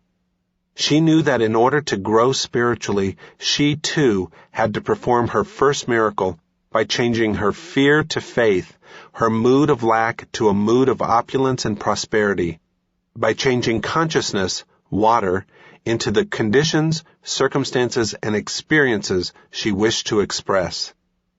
Consciousness, awareness, beingness, principle, spirit, or whatever name you give, it is the cause of all. It is the only presence and power. The spiritual power or spirit within us is the cause and substance of all things. All things, birds, trees, stars, sun, moon, earth, gold, silver, and platinum, are its manifestations. It is the cause and substance of all things. There is none else. Understanding this, she knew that water, consciousness, could become supply in the form of money, true place, or true expression for herself, health for her mother, as well as companionship and fullness of life. She saw this simple yet profound truth in the twinkling of an eye and said to me, "I accept my good." She knew that nothing is hidden from us. All of God is within us, waiting for our discovery and inquiry. In less than a month, this young girl got married. The writer performed the ceremony. I pronounced the words she heard me say over and over again in her meditative, relaxed state. I now pronounce you man and wife. Her husband gave her a check for $24,000 as a wedding present, as well as a trip around the world. Her new expression as a beauty operator was to beautify her home and garden, and make the desert of her mind rejoice and blossom as the rose. She changed water into wine. Water, or her consciousness, became charged or conditioned by her constant, true, happy imagery. These images, when sustained regularly, systematically, and with faith in the developing powers of the deeper mind, will come out of the darkness, subconscious mind, into light, objectified on the screen of space. There is one important rule. Do not expose this newly developed film to the shattering light of fear, doubt, despondency, and worry. Whenever worry or fear knocks at your door, immediately turn to the picture you developed in your mind and say to yourself, "A beautiful picture is being developed now in the dark house of my mind." Mentally pour on that picture your feeling of joy, faith, and understanding. You know you have operated a psychological spiritual law, for what is impressed shall be expressed. It is wonderful. The following is a sure, certain way for developing and manifesting all the material riches and supply you need all the days of your life. If you apply this formula sincerely and honestly, you should be amply rewarded on the external plane. I will illustrate this by telling you of a man who came to see me in London in desperate financial straits. He was a member of the Church of England and had studied the working of the subconscious mind to some extent. I told him to say frequently during the day, "God is the source of my supply, and all my needs are met at every moment of time and point of space." Think also of all the animal life in this world and in all the galaxies of space which are now being taken care of by an infinite intelligence. Notice how nature is lavish, extravagant, and bountiful. Think of the fish of the sea which are all being sustained, as well as the birds of the air. He began to realize that since he was born, he had been taken care of, fed by his mother, clothed by his father, and watched over by tender, loving parents. This man got a job and was paid in a wonderful way. He reasoned that it was illogical to assume that the principle of life, which gave him life and always took care of him, would suddenly cease to respond to him. He realized that he had cut off his own supply by resenting his employer, self-condemnation, criticism of himself, and by his own sense of unworthiness. He had psychologically severed the cord which joined him to the infinite source of all things, the indwelling spirit or life principle called by some consciousness or awareness. Man is not fed like the birds. He must consciously commune with the indwelling power and presence, and receive guidance, strength, vitality, and all things necessary for the fulfillment of his needs. This is the formula which he used to change water into the wine of abundance and financial success. He realized God, or the spiritual power within him, was the cause of all. Furthermore, he realized that if he could sell himself the idea that wealth was his by divine right, he would manifest abundance of supply. The affirmation he used was, "God is the source of my supply. All my financial and other needs are met at every moment of time and point of space. There is always a divine surplus." This simple statement, repeated frequently, knowingly, and intelligently, conditioned his mind to a prosperity consciousness. All he had to do was to sell himself this positive idea in the same way a good salesman has to sell himself on the merits of his product. Such a person is convinced of the integrity of his company, the high quality of the product, the good service which it will give the customer, and the fact that the price is right, etc. I told him whenever negative thoughts came to his mind, which would happen, not to fight them, quarrel with them in any way, but simply go back to the spiritual mental formula and repeat it quietly and lovingly to himself. Negative thoughts came to him in avalanches at times in the form of a flood of negativity. Each time he met them with the positive, firm, loyal conviction, "God supplies all my needs. There is a divine surplus in my life." He said as he drove his car and went through his day's routine that a host of sundry miscellaneous negative concepts crowded his mind from time to time, such as, "There is no hope," "You are broke." Each time such negative thoughts came, he refused their mental admission by turning to the eternal source of wealth, health, and all things which he knew to be his own spiritual awareness. Definitely and positively he claimed, God is the source of my supply, and that supply is mine now. Or, there is a divine solution. God's wealth is my wealth. And other affirmative positive statements which charged his mind with hope, faith, expectancy, and ultimately a conviction in an ever-flowing fountain of riches, supplying all his needs copiously, joyously, and endlessly. The negative flood of thoughts came to him as often as 50 times in an hour. Each time he refused to open the door of his mind to these gangsters, assassins, and thieves, which he knew would only rob him of peace, wealth, success, and all good things. Instead, he opened the door of his mind to the idea of God's eternal life principle of supply flowing through him as wealth, health, energy, power, and all things necessary to lead a full and happy life here. As he continued to do this, the second day not so many thieves knocked at his door. The third day, the flow of negative visitors was less. The fourth day, they came intermittently, hoping for admission but receiving the same mental response. No entrance. I accept only thoughts and concepts which activate, heal, bless, and inspire my mind. He reconditioned his consciousness or mind to a wealth consciousness. The prince of this world cometh and hath nothing in me. This conveys to your mind, the negative thoughts such as fear, lack, worry, anxiety came, but they received no response from his mind. He was now immune, God-intoxicated, and seized by a divine faith in an ever-expanding consciousness of abundance and financial supply. This man did not lose everything, neither did he go into bankruptcy. He was given extended credit, his business improved, new doors opened up, and he prospered. Remember always in the prayer process, you must be loyal to your ideal, purpose, and objective.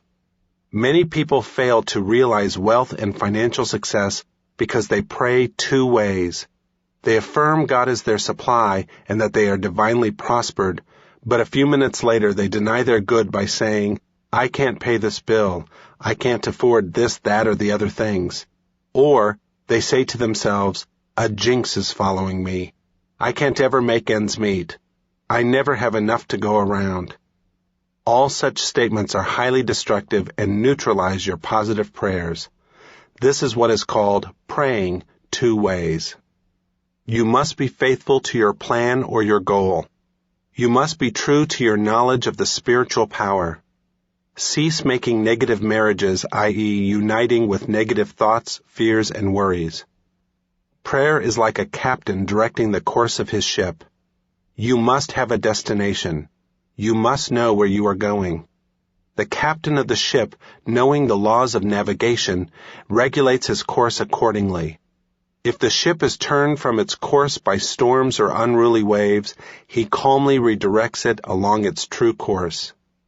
You are the captain on the bridge, and you are giving the orders in the way of thoughts, feelings, opinions, beliefs, moods, and mental tones. Keep your eye on the beam. You go where your vision is. Cease, therefore, looking at all the obstacles, delays, and impediments that would cause you to go off your course. Be definite and positive. Decide where you are going. Know that your mental attitude is the ship which will take you from the mood of lack and limitation to the mood and feeling of opulence, and to the belief in the inevitable law of good working for you. Quimby, who was a doctor, a wonderful student, and teacher of the mental and spiritual laws of mind, said, Man acts as he is acted upon. What moves you now? What is it that determines your response to life? The answer is as follows. Your ideas, beliefs, and opinions activate your mind and condition you to the point that you become, as Quimby stated, an expression of your beliefs. This illustrates the truth of Quimby's statement, man is belief expressed. Another popular statement of Quimby's was, our minds mingle like atmospheres, and each person has his identity in that atmosphere. When you were a child, you were subject to the moods, feelings, beliefs, and general mental atmosphere of the home. The fears, anxieties, superstitions, as well as the religious faith and convictions of the parents were impressed on your mind. Let us say the child had been brought up in a poverty-stricken home in which there was never enough to go around, financially speaking. He heard constantly the complaint of lack and limitation. You could say, like Salter in his conditioned reflex therapy, that the child was conditioned to poverty. The young man may have a poverty complex based on his early experiences, training, and beliefs, but he can rise above any situation and become free. This is done through the power of prayer. I knew a young boy, age 17, who was born in a place called Hell's Kitchen in New York. He listened to some lectures I was giving in Steinway Hall, New York, at the time. This boy realized that he had been the victim of negative, destructive thinking, and that if he did not redirect his mind along constructive channels, the world mind, with its fears, failures, hates, and jealousies, would move in and control him. Man acts as he is acted upon. It stands to reason, as Quimby knew, that if man will not take charge of his own house, mind, the propaganda, false beliefs, fears, and worries of the phenomenalistic world will act as a hypnotic spell over him. We are immersed in the race mind which believes in sickness, death, misfortune, accident, failures, disease, and diverse disasters. Follow the biblical injunctions, come out from among them then and be separate. Identify yourself mentally and emotionally with the eternal verities which have stood the test of time. This young man decided to think and plan for himself. He decided to take the royal road to riches by accepting God's abundance here and now and to fill his mind with spiritual concepts and perceptions.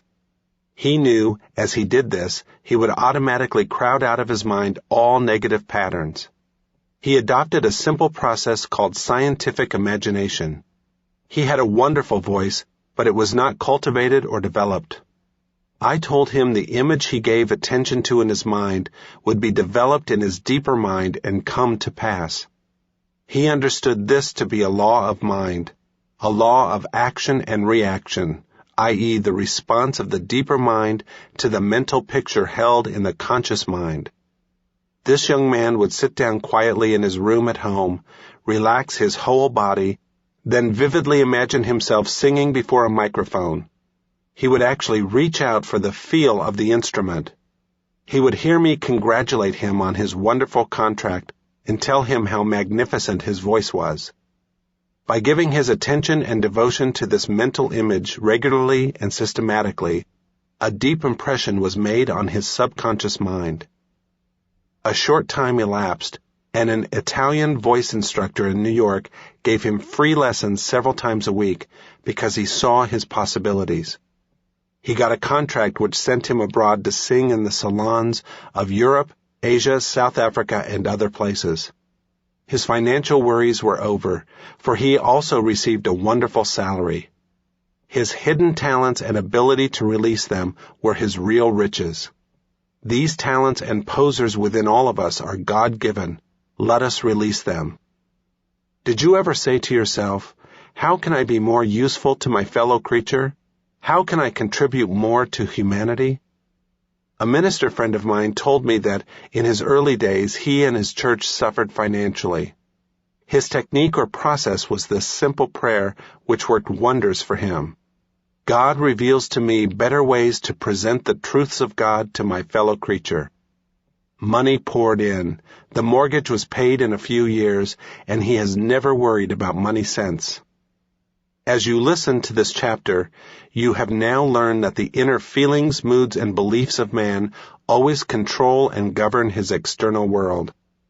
The inner movements of the mind control the outer movements.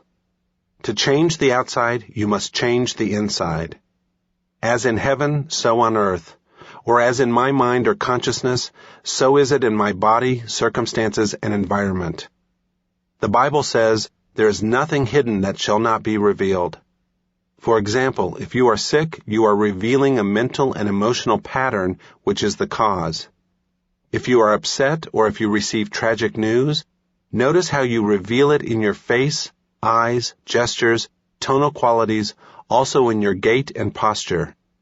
As a matter of fact, your whole body reveals your inner distress. You could, of course, through mental discipline and prayer, remain absolutely poised, serene, and calm, refusing to betray your hidden feelings or mental states. You could order the muscles of your body to relax, be quiet, and be still. They would have to obey you. Your eyes, face, and lips would not betray any sign of grief, anger, or despondency. On the other hand, with a little discipline through prayer and meditation, you could reverse the entire picture. Even though you had received disturbing news, regardless of its grave nature, you could show and exhibit joy, peace, relaxation, and a vibrant, buoyant nature. No one would ever know that you were the recipient of so-called bad news. Regardless of what kind of news you received today, you could go to the mirror, look at your face, lips, eyes, and your gestures as you tell yourself and imagine you have heard the news of having received a vast fortune. Dramatize it, feel it, thrill to it, and notice how your whole body responds to the inner thrill. You can reverse any situation through prayer. Busy your mind with the concepts of peace, success, wealth, and happiness. Identify yourself with these ideas mentally, emotionally, and pictorially. Get a picture of yourself as you want to be. Retain that image, sustain it with joy, faith, and expectancy. Finally, you will succeed in experiencing its manifestation. I say to people who consult me regarding financial lack to marry wealth.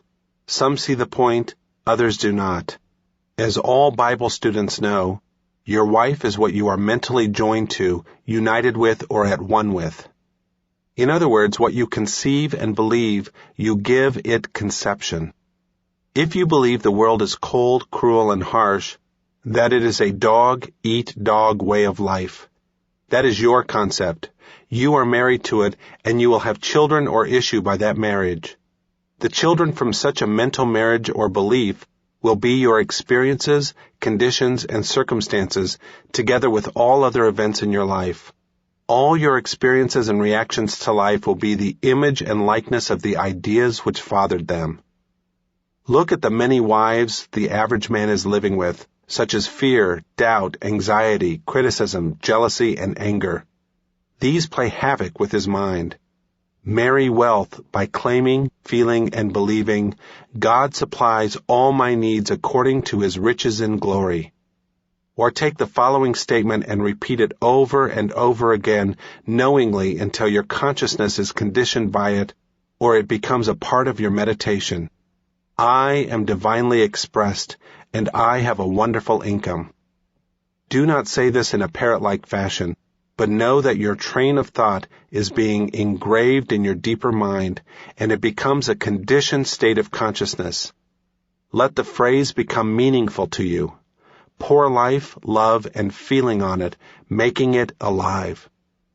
One of my class students recently opened a restaurant. He phoned me saying he got married to a restaurant.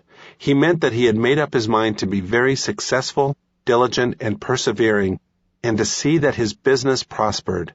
This man's wife, mental, was his belief in the accomplishment of his desire or wish.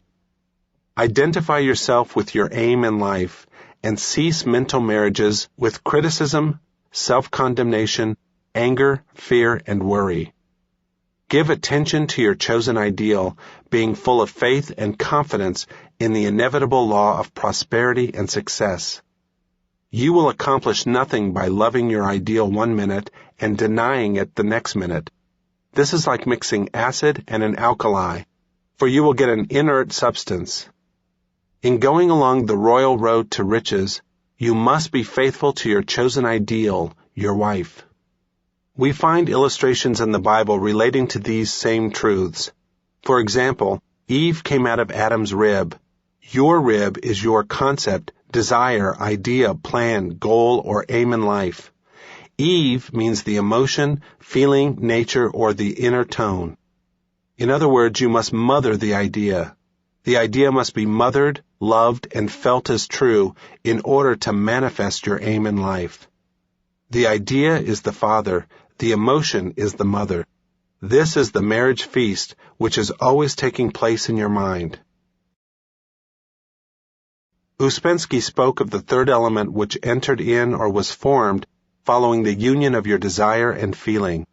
He called it the neutral element. We may call it peace, for God is peace.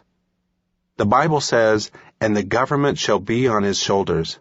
In other words, let divine wisdom be your guide. Let the subjective wisdom within you lead, guide, and govern you in all your ways. Turn over your request to this indwelling presence, knowing in your heart and soul that it will dissipate the anxiety, heal the wound, and restore your soul to equanimity and tranquility. Open your mind and heart and say, God is my pilot. He leads me. He prospers me. He is my counselor. Let your prayer be night and morning, I am a channel through which God's riches flow ceaselessly, copiously, and freely. Write that prayer in your heart, inscribe it in your mind, keep on the beam of God's glory. The man who does not know the inner workings of his own mind is full of burdens, anxieties, and worries, for he has not learned how to cast his burden on the indwelling presence and go free. The Zen monk was asked by his disciple, "What is truth?" He replied in a symbolic way by taking the bag off his back and placing it on the ground. The disciple then asked him, "Master, how does it work?" The Zen monk, still silent, placed the bag on his back and walked on down the road singing to himself. The bag is your burden or your problem. You cast it on the subjective wisdom which knows all and has the know-how of accomplishment. It knows only the answer.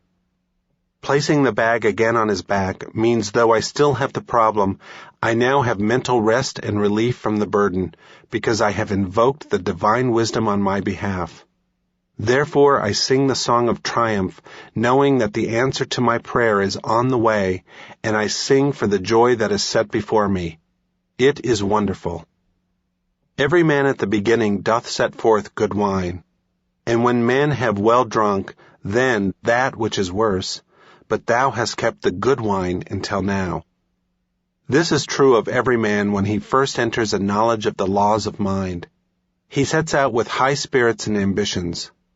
He is the new broom which sweeps clean, and he is full of good intentions. Oftentimes he forgets the source of power. He does not remain faithful to the principle within him, which is scientific and effectual, that would lift him out of his negative experiences and set him on the high road to freedom and peace of mind.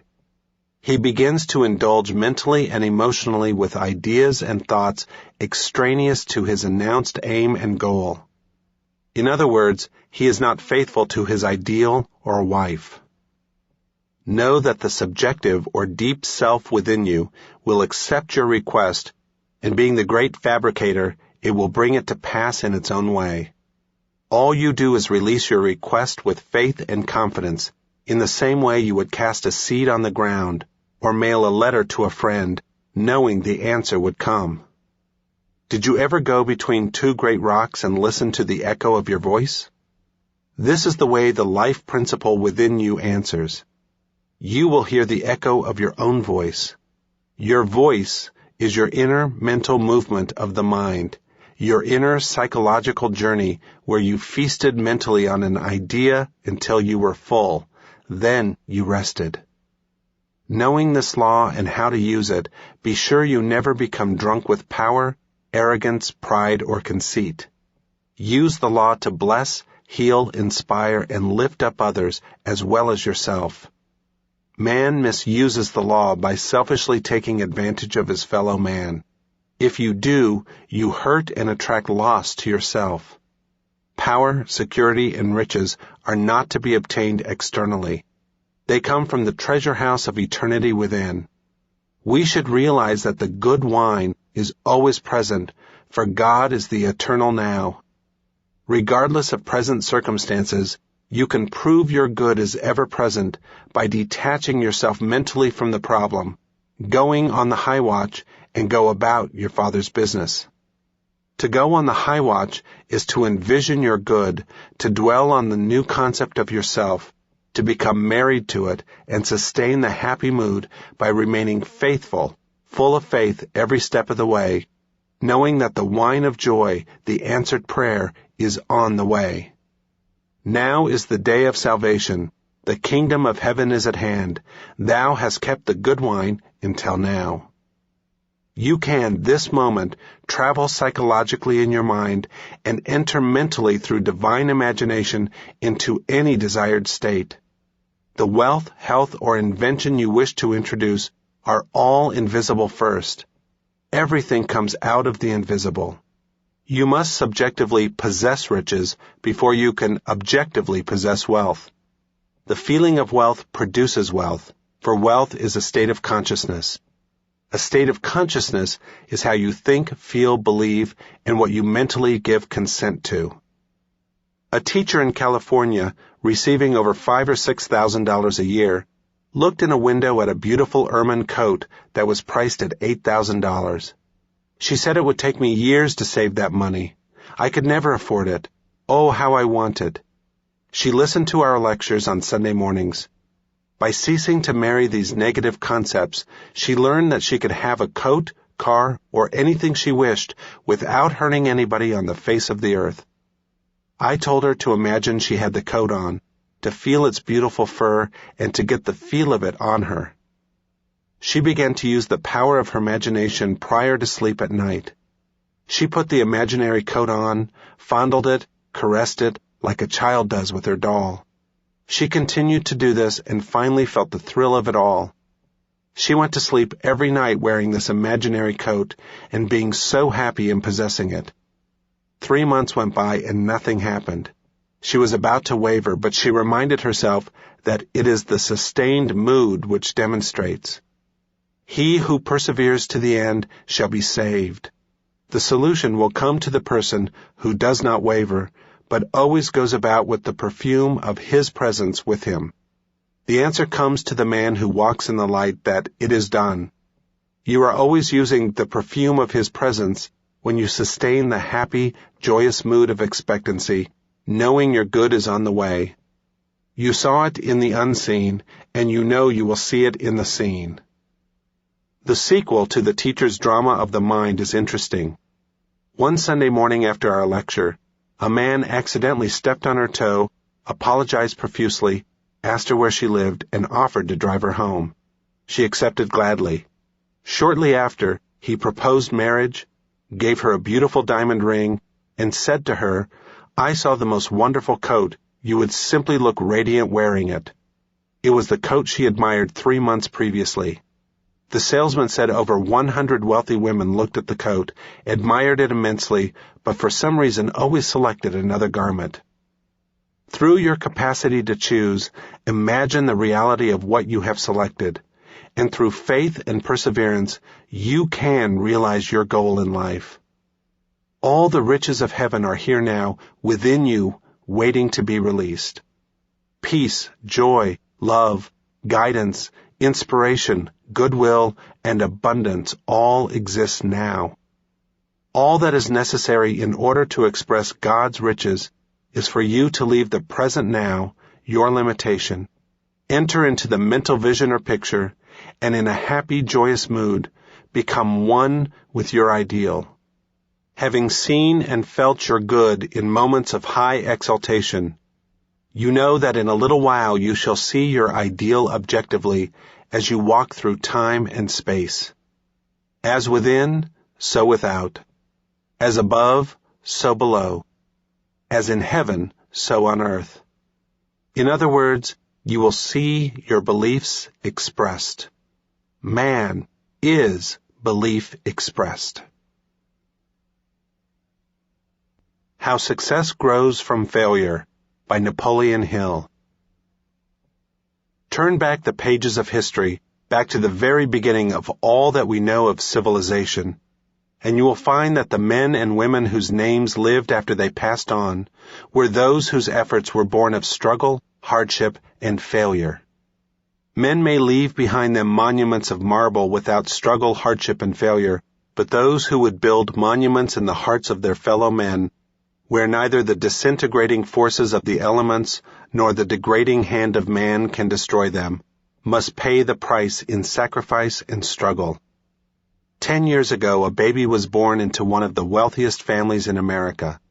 The whole world showered the little fellow with gifts it did not need and could not use. One foolish king sent as his offering to the useless collection a gold crib that cost $40,000. I was going to law school in the city where that baby was born, therefore I know a considerable amount about the event.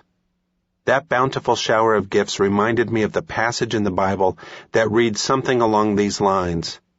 To him that hath it shall be given, and to him that hath not it shall be taken away, even that which he hath. Nothing more true to human nature was ever said than this. Like attracts like. Wealth attracts wealth, and poverty attracts poverty. It is the way of human nature. By and by, this little baby grew old enough to be taken on the streets. When he was taken out, he was flanked by a coterie of servants and private detectives whose business it was to see that no misfortune overtook him. Never in all this baby's life was he permitted outside the protecting influence of these servants. He could not go on the street alone. He was watched over with care that would lead one to believe he might have been made of superior clay. This little fellow had no cares. He experienced no hardships. He never knew what struggle meant. All he knew was that he was not born to toil. He did not have to dress himself. He had servants for that purpose. He did not have to use his eyes. He had servants' eyes to use. He did not have to use his hands. He had servants' hands to use. In fact, he did not have to do anything. Each winter he went with his army of servants to play in the rolling waters of the warm Gulf of Mexico, where he was not bothered with the cold blizzards of the north. When he went out to swim, he was surrounded by the same army of servants, who flanked him and watched to see that no harm befell him. 2 years ago, this little fellow, now a boy of 10 years, had just returned to the north from his wintering place in Florida. He was out in the gardens with his servants when he noticed that the gates were open, and he saw beyond the much longed-for freedom that every normal child is constantly seeking. While the servant's vigilance had slackened for a moment, he saw his chance and made a run for the street. He got outside and into the middle of the street when he was run down and instantly killed by a Ford automobile. At the very moment this was happening, there were no less than 1 million little urchins located in the crowded streets of the great cities, not one of which could have been run down by an automobile in an open 10-acre field, because these little unfortunates had learned the art of self-defense. Out of struggle born of necessity, they had learned to get out of the way of automobiles. Verily do we repeat that out of struggle and hardship come endurance and power. Servants and private detectives can watch over a baby and possibly keep him from being stolen. They can even keep him from being run down by automobiles if they attend to their duties properly. But the eternal law of compensation takes its toll when the little fellow grows up to maturity and commences to take his place among men.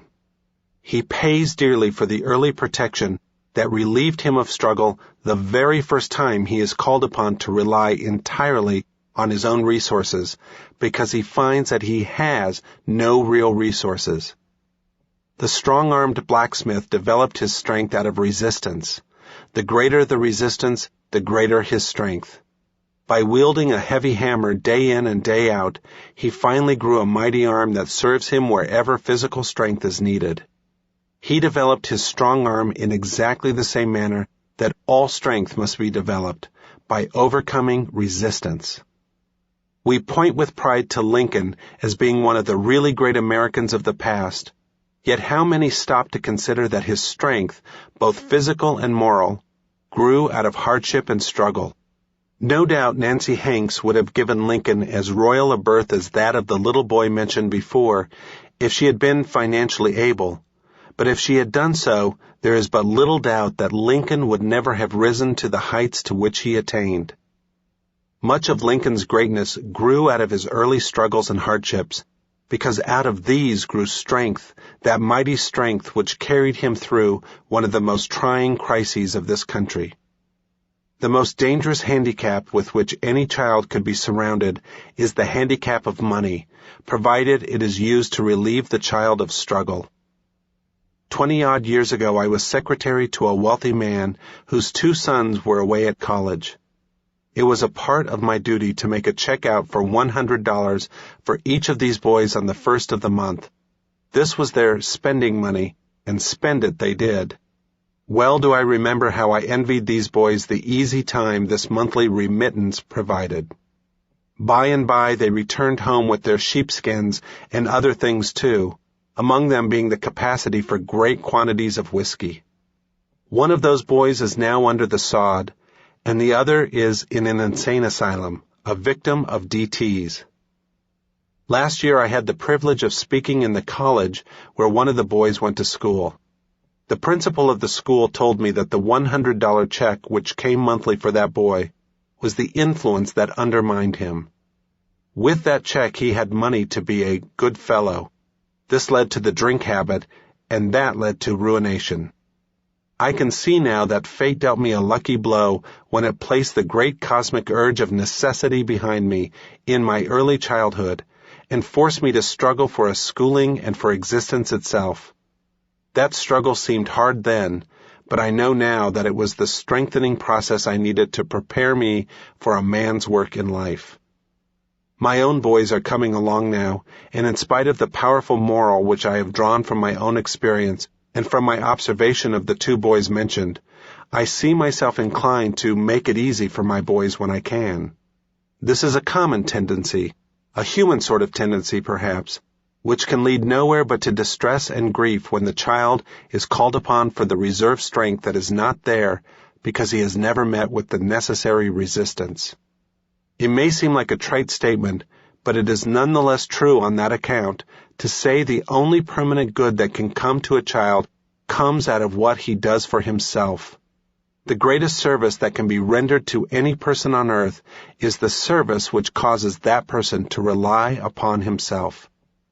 When you pitch a dime to the beggar, you may benefit him temporarily, but in the long run you have done him a decided injury because you have taken away from him the necessity of struggle. I met a man in Lawton, Oklahoma on my recent tour of the country who gave me much food for thought. I had ridden around with him all afternoon in an automobile before I learned that he was stone blind. His dark glasses covered his eyes, and not a sign of his affliction was to be seen on his face or detected from his voice. He laughingly carried on one of the most interesting conversations I have ever listened to, and entertained me so splendidly that I did not notice his blindness. Afterward I learned of this man's early struggles. He had lost his eyes at the age of 4. Several years ago he presented himself at Northwestern University in the city of Chicago for matriculation as a student. The officials refused to accept him, urging him not to undertake a stiff course such as tried the strength of able-bodied young men and women to the utmost. But this young fellow knew no defeat. He was persistent. Finally, the university officials asked him how much money he had with which to pay his way through school, and he replied, $35. They told him he would only be wasting his time to start in to try it. He went out and walked around the block a time or 2, and then came back and said, "Now look here, let me enter for the first semester, and if I do not keep up with my classes and pay my way, you can turn me out." They consented largely, I suspect, because they did not have the heart to refuse. This young man not only completed the first semester with honors at the head of his classes, but he finished the entire course, leading all the way through. But this is not all. He paid his way by taking notes in the lecture rooms, transcribing them on the typewriter, and selling copies to his fellow students, those who had 2 perfectly good eyes and money in the bank besides. Rarely does a person ever have opportunity to test the limits of his ability. We can accomplish pretty much whatever we make up our minds to accomplish. If we are not forced to test our strength through dire necessity, through struggle, through hardships, we seldom discover our possibilities. Lay it down as a general rule, and a sound one at that real strength comes from struggle, hardship, adversity, and handicaps imposed upon us by causes beyond our immediate control. If we could control these causes, they would not exist because we would eliminate them, thereby depriving ourselves of the most beneficial experience that can come to a human being. 20-odd years ago, I found myself forced to work as a laborer in the coal mines. Nothing short of necessity would have induced me to perform such work, yet out of that very work came experience that has played and is now playing no small part in the very best service I have rendered and will continue to render my fellow men. We are in the midst of a great industrial crisis, not alone in America but throughout the world, and much of our effort is directed toward the elimination of the cause out of which this crisis grew. These efforts have not been without visible results, something that would not have been possible except for the forced service rendered in the coal mines years ago. This brought me close to the people who labor in those mines and gave me a splendid chance to study the conditions under which they word the grievances of which they complain, their faults and their virtues. Now, when I presume to write for or about those who perform the most lowly sort of labor, I write not as one whose hands were never covered with the grime and dust of honest toil, but as one who has worked shoulder to shoulder with these men whose voices are now crying out for justice and fair treatment.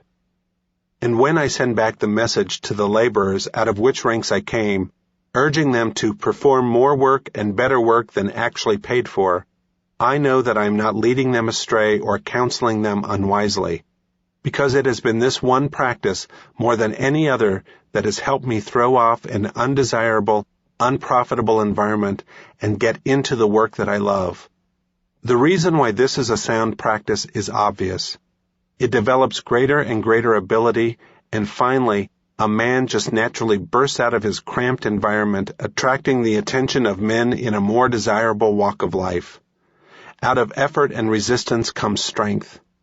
The greater the effort, the greater the compensating strength.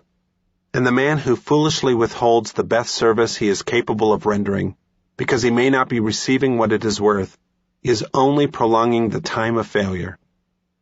I know of no other single quality that has paid me greater dividends and carried me further toward my ultimate goal in life than is the habit of performing more service and better service than is actually paid for.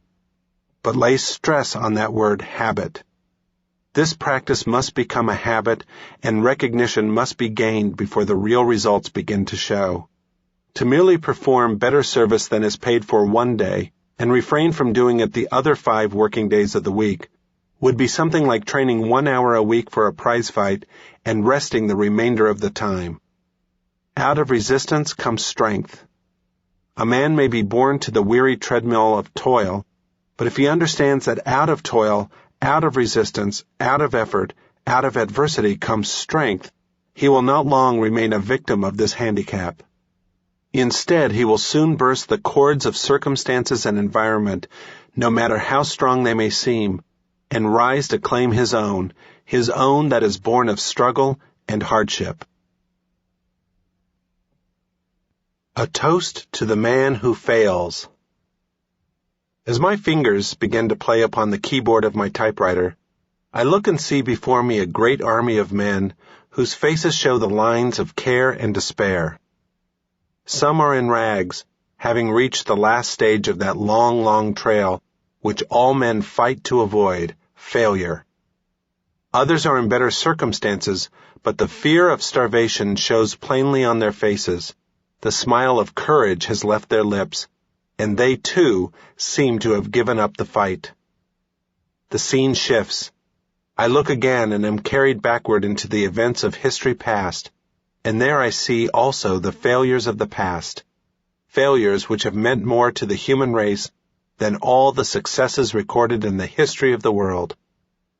I see the homely face of Socrates, as he stood at the very end of that trail which men call failure, waiting with upturned eyes, through those moments that must have seemed like an eternity just before he drank the poisoned hemlock. I see Christopher Columbus standing in a Spanish dungeon, a prisoner in chains, the tribute paid him for his sacrifice when he set sail on an unknown ocean to discover an unknown world, knowing that the chances were greatly in favor of his never returning to his native land. I see the face of Thomas Paine, the man whom the English sought to capture and put to death as the real instigator of the American Revolution.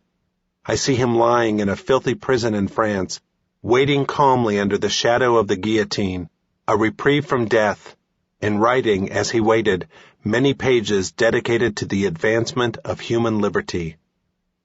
And I see, also, the face of the man from Galilee, suffering on the cross at Calvary, the reward for his efforts to interest men in being decent with one another here on earth. Failures all. Oh, to be such a failure. Oh, to go down in history as these men did, as being brave enough to place humanity above the individual and principle above pecuniary gain. On such failures rest the hopes of the world. The test of a man. The measure of a real man is in his ability to see with clear eyes all the beauty and the good and all the injustice and the wrong there is in the world, and still maintain an even sense of proportion in all things toward all people. I bow to the man who can see the imperfections of mankind without becoming cynical, who can temper justice with mercy, who can see the good there is in men who disagree with him, who can work in harmony with those whom he does not admire, who exercises self-control and lets reason instead of emotion govern his actions toward others. Such a man was the immortal Lincoln. He was a man with a message when he had sufficient provocation to have become a man with a grievance instead.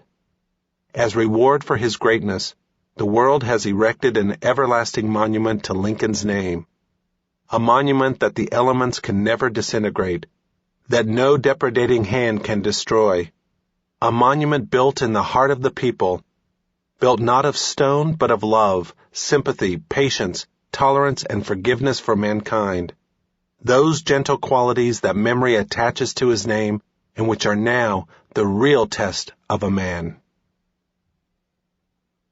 The damaging effects of subterfuge and deceit.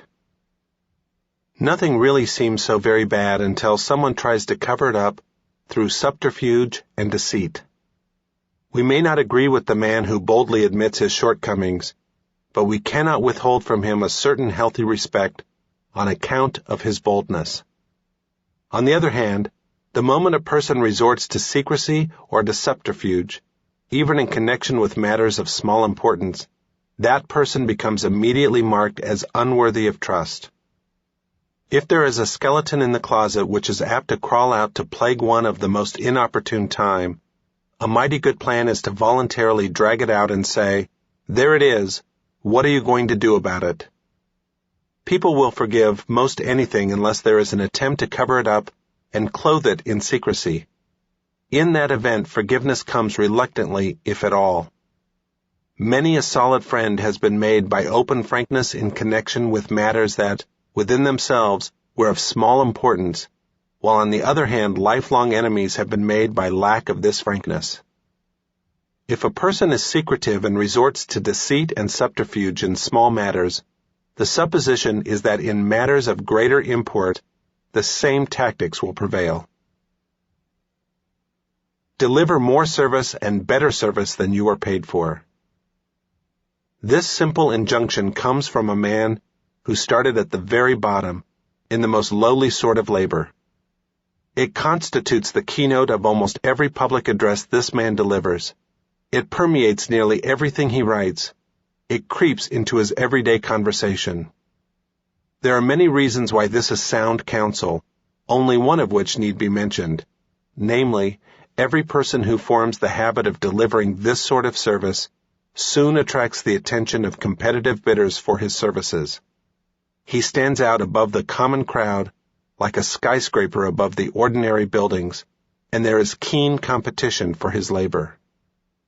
Give the best service you know how to render, regardless of the amount you receive for it, and soon, much sooner than you might imagine, you will become a marked person, and greater responsibilities and higher wages will be thrusting themselves upon you. Deliver the best service as you can, not necessarily out of consideration for the purchaser, but out of consideration for yourself. Failure to practice this habit is the chief obstacle that stands between 95% of the people and success. But of course, this does not apply to you. Or does it? Aimlessness is a sin, and it leads straight to poverty, misery, want, and failure.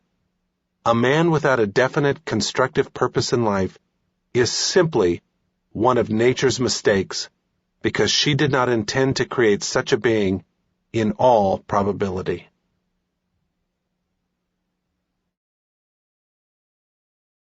Seven Remedies for a Lean Purse by George S. Clason.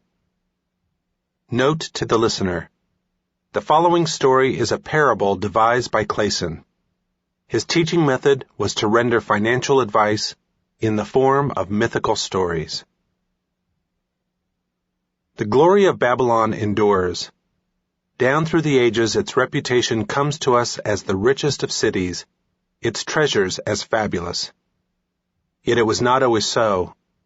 The riches of Babylon were the results of the money wisdom of its people. They first had to learn how to become wealthy. When the good king Sargon returned to Babylon after defeating his enemies, the Elamites, he was confronted with a serious situation. The royal chancellor explained it to the king thus: "After many years of great prosperity brought to our people because your majesty built the great irrigation canals and the mighty temples to the gods, now that these works are completed, the people seem unable to support themselves. The laborers are without employment. The merchants have few customers. The farmers are unable to sell their produce. The people have not enough gold to buy food." "But where has all the gold gone that we spent for all these great improvements?" demanded the king. "It has found its way, I fear," responded the chancellor, "into the possession of a few very rich men of our city. It filtered through the fingers of most of our people as quickly as the goat's milk goes through the strainer. Now that the stream of gold has ceased to flow, most of our people have nothing to show for their earnings." The king was thoughtful for some time. Then he asked, "Why should so few men be able to acquire all the gold?" "Because they know how," replied the chancellor. "One may not condemn a man for succeeding because he knows how. Neither may one with justice take away from a man what he has fairly earned, to give to men of less ability." "But why," demanded the king, "should not all the people learn how to accumulate gold, and therefore become themselves rich and prosperous?" "Quite possible, Your Excellency. But who can teach them? Certainly not the priests, because they know naught of money-making." "Who knows best in all our city how to become wealthy, Chancellor?" asked the king.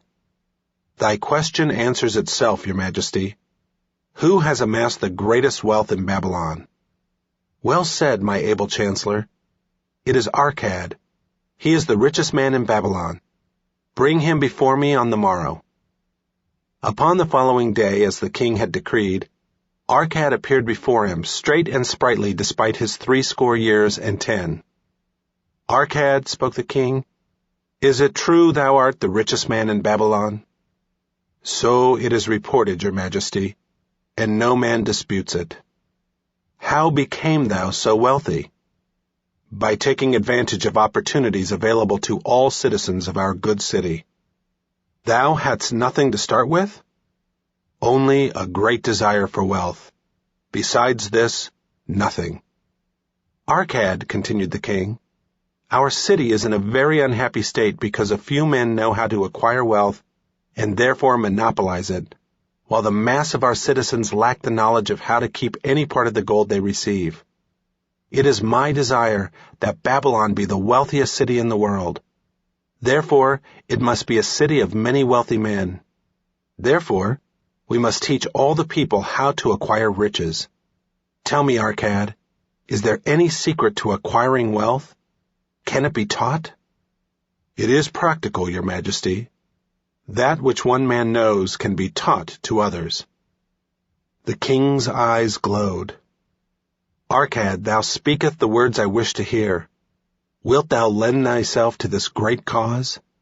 Wilt thou teach thy knowledge to a school for teachers, each of whom shall teach others, until there are enough trained to teach these truths to every worthy subject in my domain? Arcad bowed and said, I am thy humble servant to command.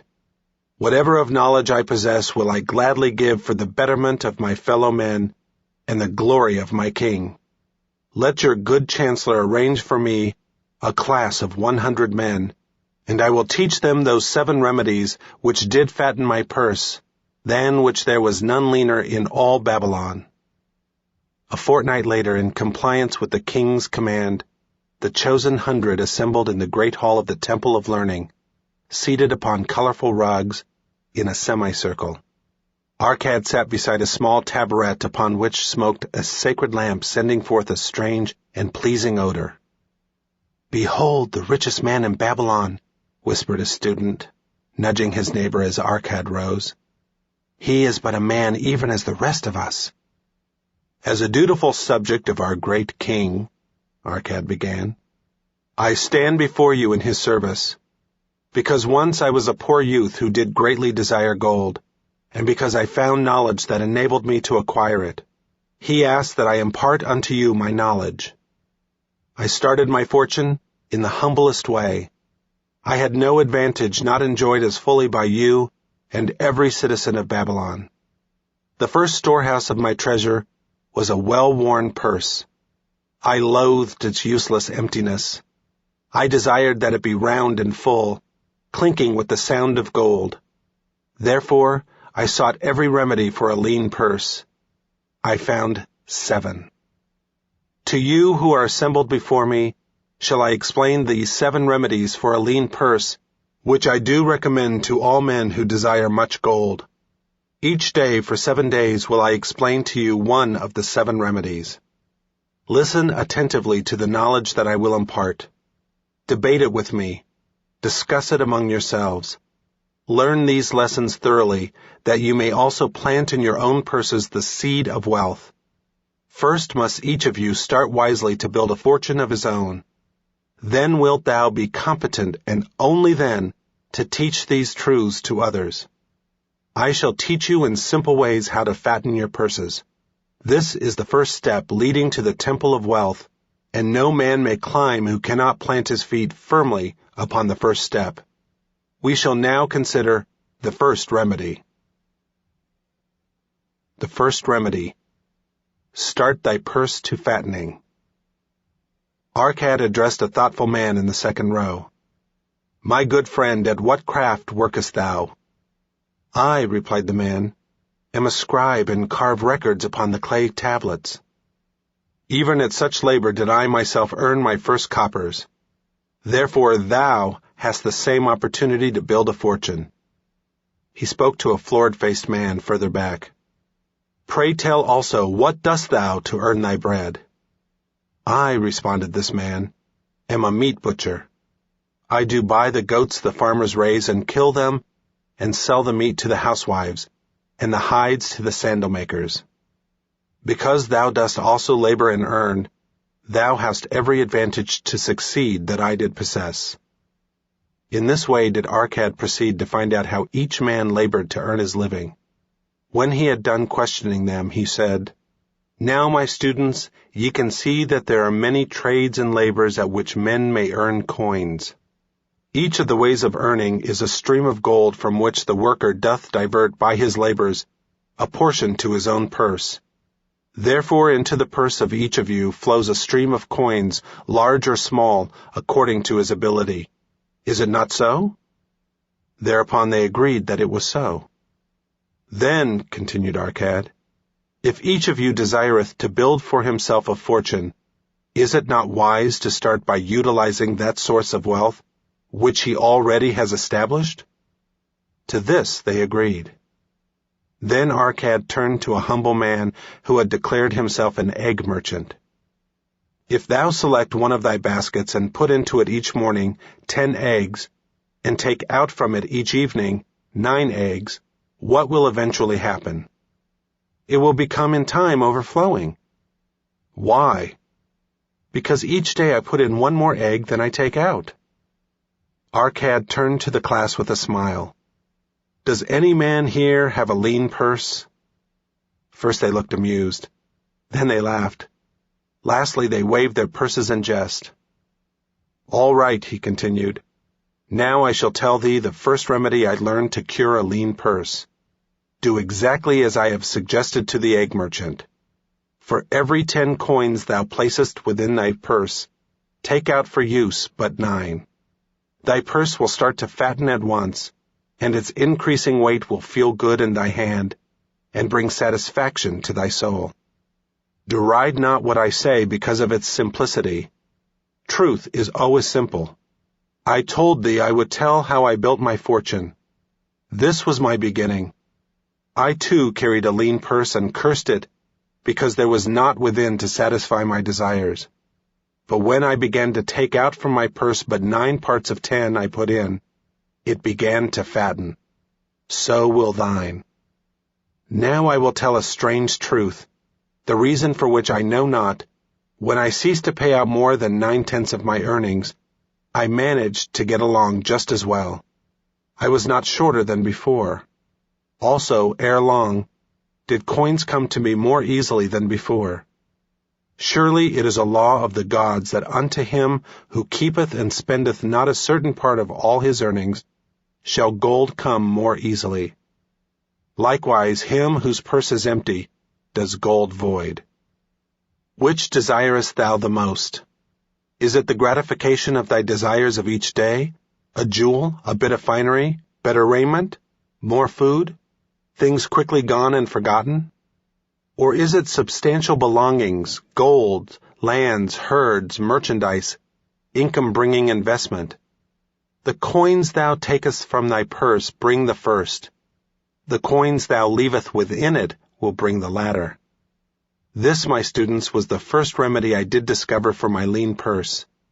For each 10 coins I put in, to spend but 9. Debate this amongst yourselves. If any man proves it untrue, tell me upon the morrow when we shall meet again. The second remedy. Control thy expenditures. Some of your members, my students, have asked me this. How can a man keep 1/10 of all he earns in his purse when all the coins he earns are not enough for his necessary expenses? So did Arcad address his students upon the second day. Yesterday, how many of thee carried lean purses? All of us, answered the class. Yet thou do not all earn the same. Some earn much more than others. Some have much larger families to support. Yet all purses were equally lean. Now I will tell thee an unusual truth about men and sons of men. It is this, that what each of us calls our necessary expenses will always grow to equal our incomes unless we protest to the contrary. Confuse not thy necessary expenses with thy desires. Each of you, together with your good families, have more desires than your earnings can gratify. Therefore, are thy earnings spent to gratify these desires insofar as they will go? Still thou retainest many ungratified desires. All men are burdened with more desires than they can gratify. Because of my wealth, thinkest thou I may gratify every desire? 'Tis a false idea. There are limits to my time. There are limits to my strength. There are limits to the distance I may travel. There are limits to what I may eat. There are limits to the zest with which I may enjoy. I say to you that just as weeds grow in a field wherever the farmer leaves space for their roots, even so freely do desires grow in men whenever there is a possibility of their being gratified. Thy desires are a multitude, and those that thou mayest gratify are but few. Study thoughtfully thy accustomed habits of living. Herein may be most often found certain accepted expenses that may wisely be reduced or eliminated. Let thy motto be 100% of appreciated value demanded for each coin spent. Therefore, engrave upon the clay each thing for which thou desireth to spend. Select those that are necessary and others that are possible through the expenditures of 9/10 of thy income. Cross out the rest, and consider them but a part of that great multitude of desires that must go unsatisfied, and regret them not. Budget then thy necessary expenses. Touch not the 1/10 that is fattening thy purse. Let this be thy great desire that is being fulfilled. Keep working with thy budget, keep adjusting it to help thee. Make it thy first assistant in defending thy fattening purse. Hereupon one of the students, wearing a robe of red and gold, arose and said, I am a free man. I believe that it is my right to enjoy the good things of life.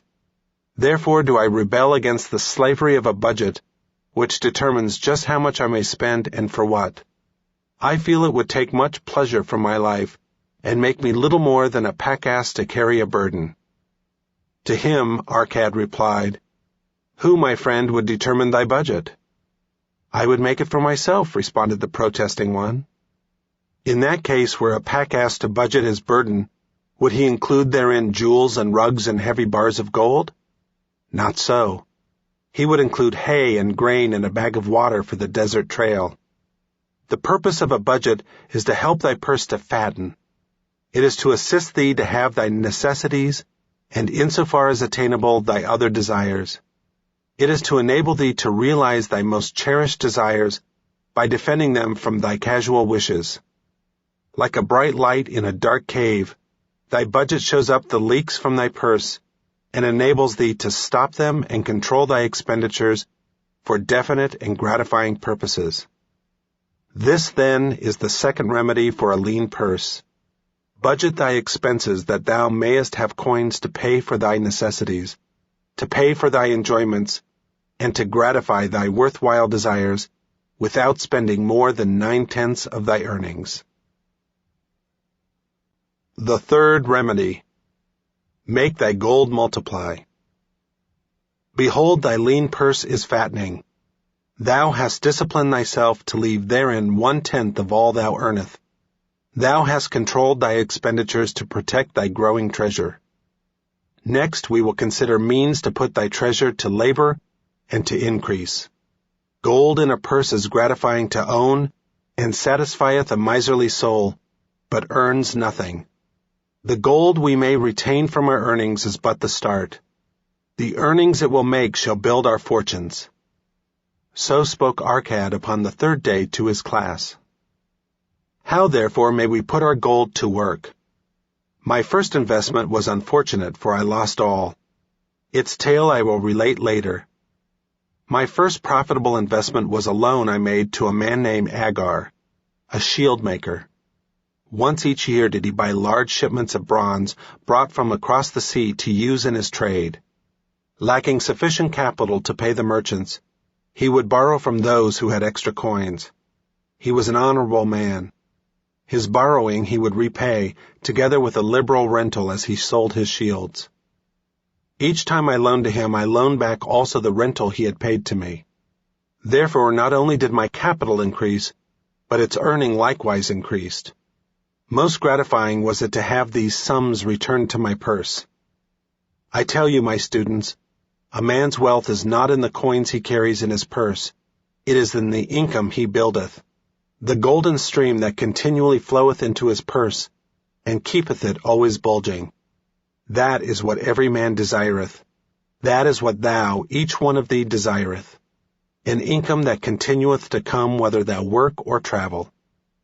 Great income I have acquired, so great that I am called a very rich man. My loans to Agar were my first training in profitable investment. Gaining wisdom from his experience, I extended my loans and investments as my capital increased. From a few sources at first, from many sources later, flowed into my purse a golden stream of wealth available for such wise uses as I should decide. Behold, from my humble earnings, I had begotten a horde of golden slaves, each laboring and earning more gold. As they labored for me, so their children also labored, and their children's children, until great was the income from their combined efforts. Gold increaseth rapidly, when making reasonable earnings, as thou wilt see from the following. A farmer, when his first son was born, took 10 pieces of silver to a moneylender and asked him to keep it on rental for his son until he became 20 years of age. This the moneylender did, and agreed the rental should be 1/4 of its value each 4 years. The farmer asked, because this sum he had set aside as belonging to his son, that the rental be added to the principal. When the boy had reached the age of 20 years, the farmer again went to the moneylender to inquire about the silver. The moneylender explained that because the sum had been increased by compound interest, the original 10 pieces of silver had now grown to 30 1/2 pieces. The farmer was well pleased, and because the son did not need the coins, he left them with the moneylender. When the son became 50 years of age, the father meantime having passed to the other world, the moneylender paid the son in settlement 167 pieces of silver. Thus in 50 years had the investment multiplied itself at rental almost 17 times. This then is the third remedy for a lean purse, to put each coin to laboring, that it may reproduce its kind even as the flocks of the field, and help bring to thee income, a stream of wealth that shall flow constantly into thy purse. The fourth remedy. Guard thy treasures from loss. Misfortune loves a shining mark. Gold in a man's purse must be guarded with firmness, else it be lost. Thus it is wise that we must first secure small amounts and learn to protect them before the gods entrust us with larger. So spoke Arcad upon the 4th day to his class. Every owner of gold is tempted by opportunities whereby it would seem that he could make large sums by its investment in most plausible projects.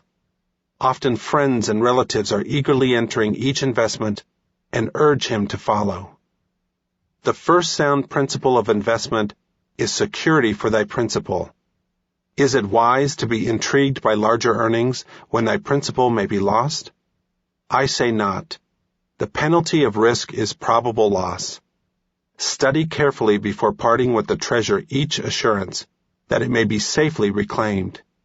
Be not misled by thy own romantic desires to make wealth rapidly. Before thou loan it to any man, assure thyself of his ability to repay and his reputation for doing so, that thou mayest not unwittingly by making him a present of thy hard-earned treasure. Before thou entrust it as an investment in any field, acquaint thyself with the dangers which may beset it. My own first investment was a tragedy to me at the time.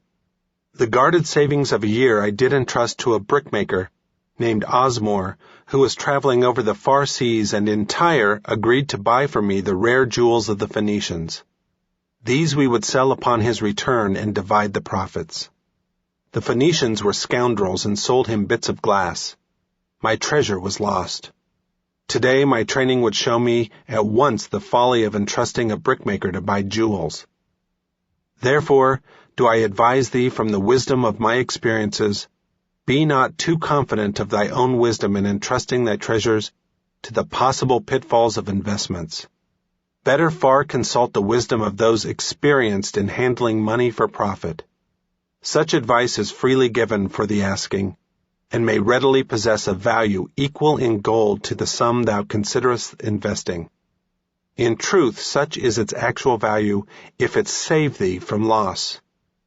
This, then, is the fourth remedy for a lean purse, and of great importance if it prevent thy purse from being emptied once it has become well filled. Guard thy treasure from loss by investing only where thy principal is safe, where it may be reclaimed if desirable, and where thou wilt not fail to collect a fair rental. Consult with wise men. Secure the advice of men experienced in the profitable handling of gold. Let their wisdom protect thy treasure from unsafe investment. The fifth remedy. Make of thy dwelling a profitable investment. If a man setteth aside 9 parts of his earnings upon which to live and enjoy life, And if any part of this 9 parts he can turn into a profitable investment without detriment to his well-being, then so much faster will his treasures grow. So spake Arcad to his class at their 5th lesson. All too many of our men of Babylon do raise their families in unseemly quarters. They do pay to exacting landlords liberal rentals for rooms where their wives have not a spot to raise the blooms that gladden a woman's heart, and their children have no place to play their games except in the unclean alleys.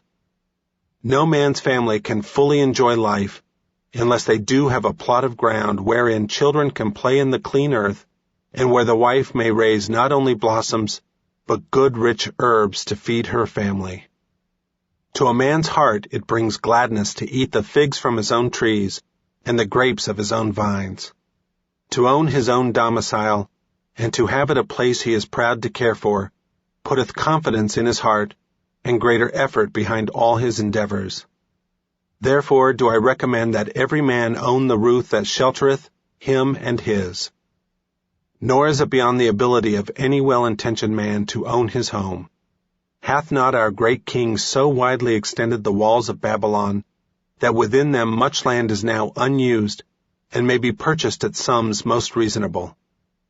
Also I say to you, my students, that the moneylenders gladly consider the desires of men who seek homes and lands for their families. Readily may thou borrow to pay the brickmaker and the builder for such commendable purposes, if thou can show a reasonable portion of the necessary sum which thou thyself hath provided for the purpose. Then when the house be built, thou canst pay the moneylender with the same regularity as thou didst pay the landlord, because each payment will reduce thy indebtedness to the moneylender. A few years will satisfy his loan. Then wilt thy heart be glad, because thou wilt own in thy own right a valuable property, and thy only cost will be the king's taxes. Also wilt thy good wife go more often to the river, to wash thy robes, that each time returning she may bring a goatskin of water to pour upon the growing things. Thus come many blessings to the man who owneth his own house, and greatly will it reduce his cost of living, making available more of his earnings for pleasures and the gratification of his desires. This, then, is the 5th remedy for a lean purse. Own thy own home. The 6th remedy. Ensure a future income. The life of every man proceedeth from his childhood to his old age. This is the path of life, and no man may deviate from it unless the gods call him prematurely to the world beyond. Therefore do I say that it behooves a man to make preparation for a suitable income in the days to come, when he is no longer young, and to make preparations for his family should he be no longer with them, to comfort and support them. This lesson shall instruct thee in providing a full purse when time has made thee less able to earn. So Arcad addressed his class upon the 6th day. The man who, because of his understanding of the laws of wealth, acquireth a growing surplus, should give thought to those future days. He should plan certain investments or provisions that may endure safely for many years, yet will be available when the time arrives which he has so wisely anticipated. There are diverse ways by which a man may provide with safety for his future. He may provide a hiding place and there bury a secret treasure. Yet, no matter with what skill it be hidden, it may nevertheless become the loot of thieves. For this reason I recommend not this plan. A man may buy houses or lands for this purpose. If wisely chosen as to their usefulness and value in the future, they are permanent in their value, and their earnings or their sale will provide well for his purpose. A man may loan a small sum to the moneylender and increase it at regular periods. The rental which the moneylender adds to this will largely add to its increase. I do know a sandal maker named Onsen, who explained to me not long ago that each week for 8 years he had deposited with his moneylender 2 pieces of silver. The moneylender had but recently given him an accounting over which he greatly rejoiced. The total of his small deposits with their rental at the customary rate of 1/4 their value for each 4 years, had now become 1,040 pieces of silver.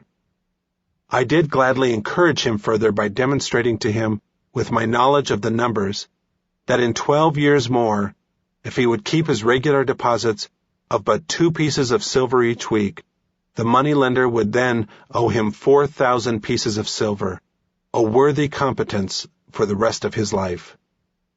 Surely when such a small payment made with regularity doth produce such profitable results, no man can afford not to ensure a treasure for his old age, and the protection of his family, no matter how prosperous his business and his investments may be.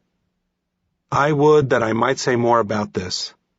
In my mind rests the belief that someday wise-thinking men will devise a plan to insure men against death, whereby many men pay in but a trifling sum regularly, the aggregate making a handsome sum for the family of each member who passeth to the beyond.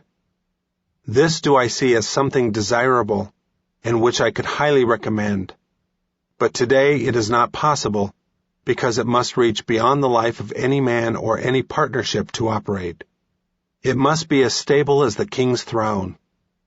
Some day do I feel that such a plan shall come to pass, and be a great blessing to many men, because even the first small payment will make available a snug fortune for the family of a member should he pass on.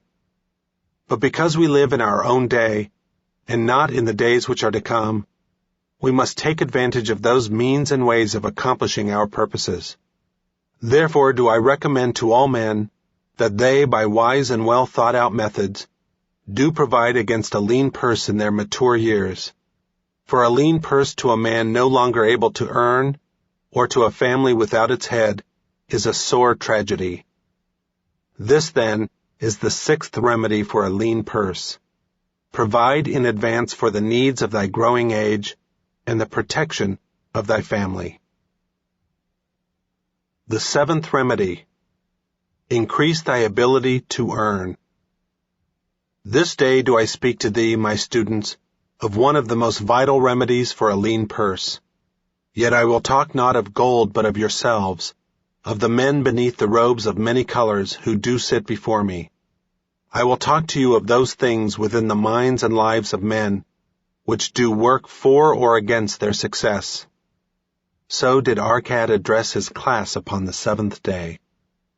Not long ago came to me a young man seeking to borrow.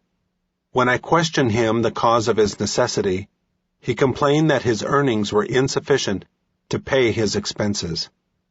Thereupon I explained to him, this being the case, he was a poor customer for the moneylender, as he possessed no surplus earning capacity to repay the loan. What you need, young man, I told him, is to earn more coins. What dost thou to increase thy capacity to earn? All that I can do, he replied. 6 times within 2 moons have I approached my master to request my pay be increased, but without success. No man can go oftener than that. We may smile at his simplicity, yet he did possess one of the vital requirements to increase his earnings. Within him was a strong desire to earn more, a proper and commendable desire. Preceding accomplishment must be desire. Thy desires must be strong and definite. General desires are but weak longings. For a man to wish to be rich is of little purpose. For a man to desire 5 pieces of gold is a tangible desire which he can press to fulfillment. After he has backed his desire for 5 pieces of gold with strength of purpose to secure it, next he can find similar ways to obtain 10 pieces, and then 20 pieces, and later 1,000 pieces, and behold, he has become wealthy. In learning to secure his one definite small desire, he hath trained himself to secure a larger one.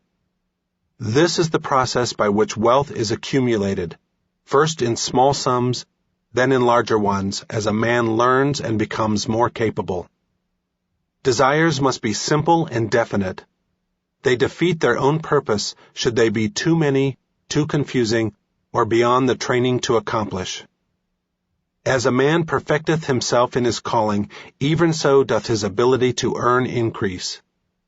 In those days when I was a humble scribe, carving upon the clay for a few coppers each day, I observed that other workers did more than I, and were paid more. Therefore did I determine that I would be exceeded by none, nor did it take long for me to discover the reason for their greater success. More interest in my work, more concentration upon my task, more persistence in my effort, and behold, few men could carve more tablets in a day than I. With reasonable promptness, my increased skill was rewarded, nor was it necessary for me to go 6 times to my master to request recognition.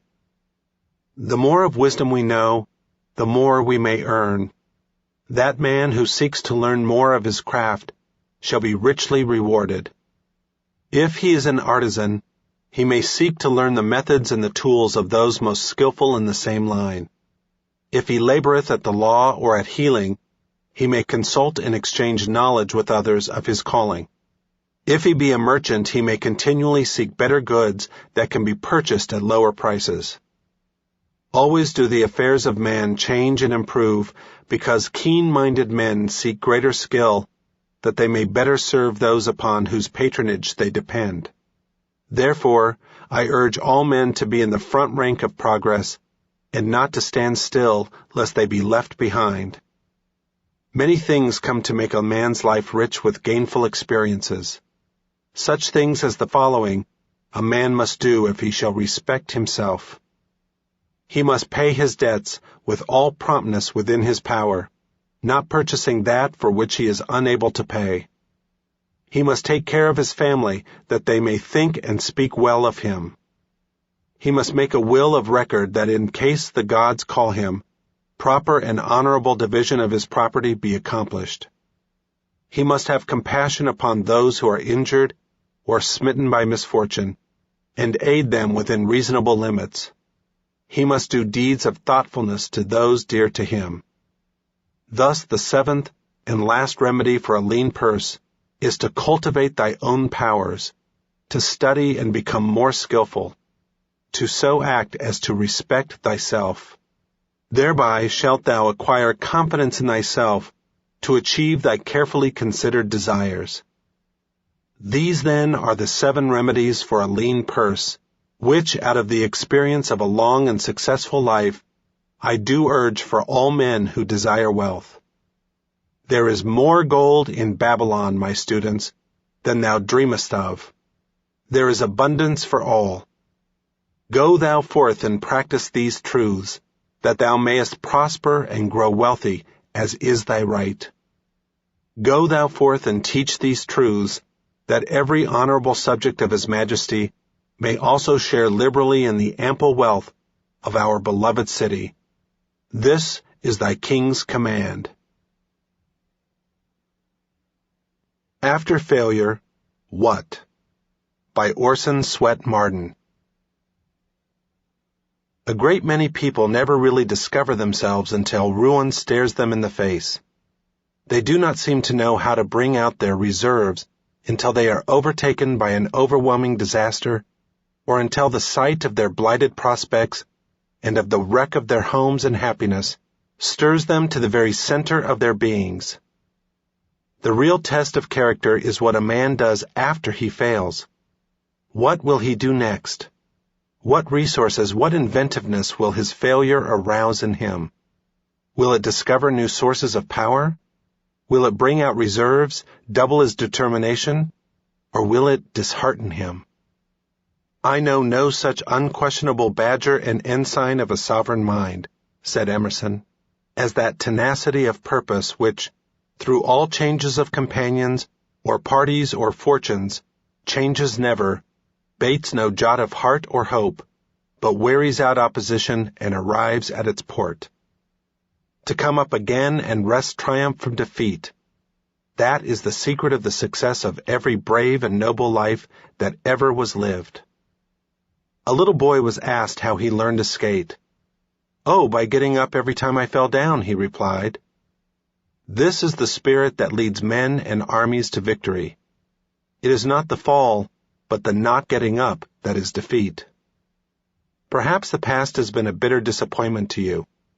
In looking it over, you may feel that you have been plodding along in mediocrity. You may not have succeeded in the particular things you expected to succeed in, or you may have lost friends and relatives who were very dear to you.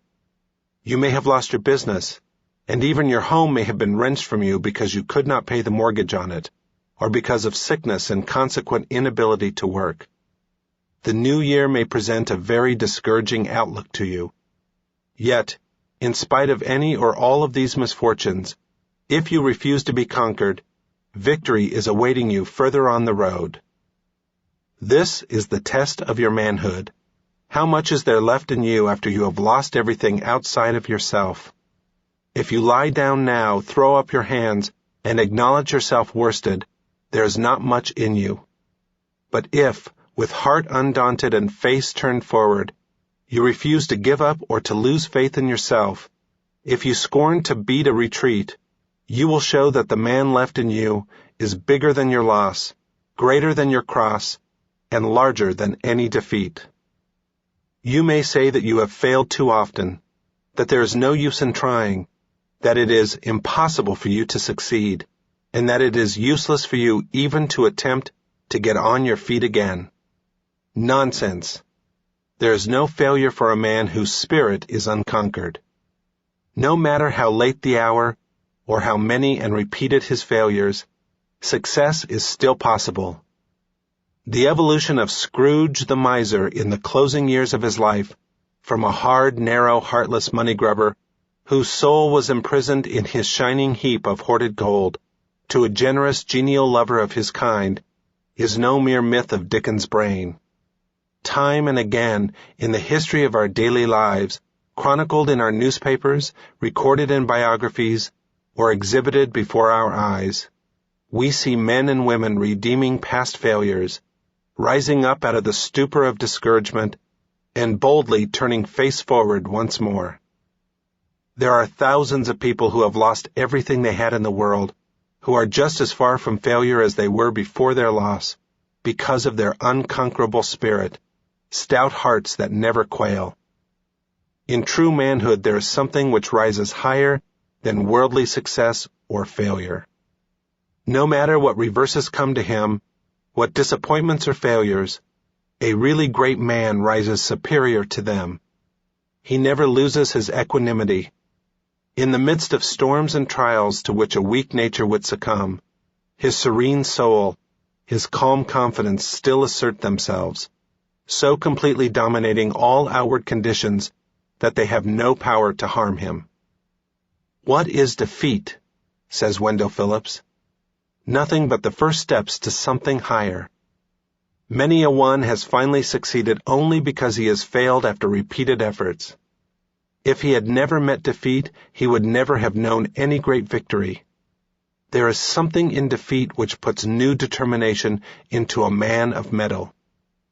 No, there is no failure for the man who realizes his power, who never knows when he is beaten.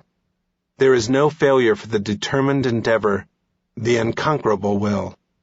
There is no failure for the man who gets up every time he falls, who rebounds like a rubber ball, who persists when everyone else gives up, who pushes on when everyone else turns back. Light on Life's Difficulties by James Allen. I, Truth, am thy Redeemer come to me. Lay down thy sin and pain and wild unrest, and I will calm thy spirit's stormy sea, pouring the oil of peace upon thy breast. Friendless and lone, lo, I abide with thee. Defeated and deserted, cast away, what refuge hast thou? Whither canst thou fly? Upon my changeless breast thy burdens lay. I am thy certain refuge, even I. All things are passing. I alone can stay. Lo, I, the great forsaken, am the friend. Of the forsaken I, whom men despise. The weak, the helpless, and despised defend. I gladden aching hearts and weeping eyes. Rest thou in me. I am thy sorrow's end. Lovers and friends and wealth, pleasures and fame, these fail and change and pass into decay. But my love does not change, and in thy blame I blame thee not, nor turn my face away. In my calm bosom hide thy sin and shame. Forward. When a man enters a dark room, he is not sure of his movements. He cannot see the objects around or properly locate them, and is liable to hurt himself by coming into sudden contact with them. But let a light be introduced and immediately all confusion disappears. Every object is seen and there is no more danger of being hurt.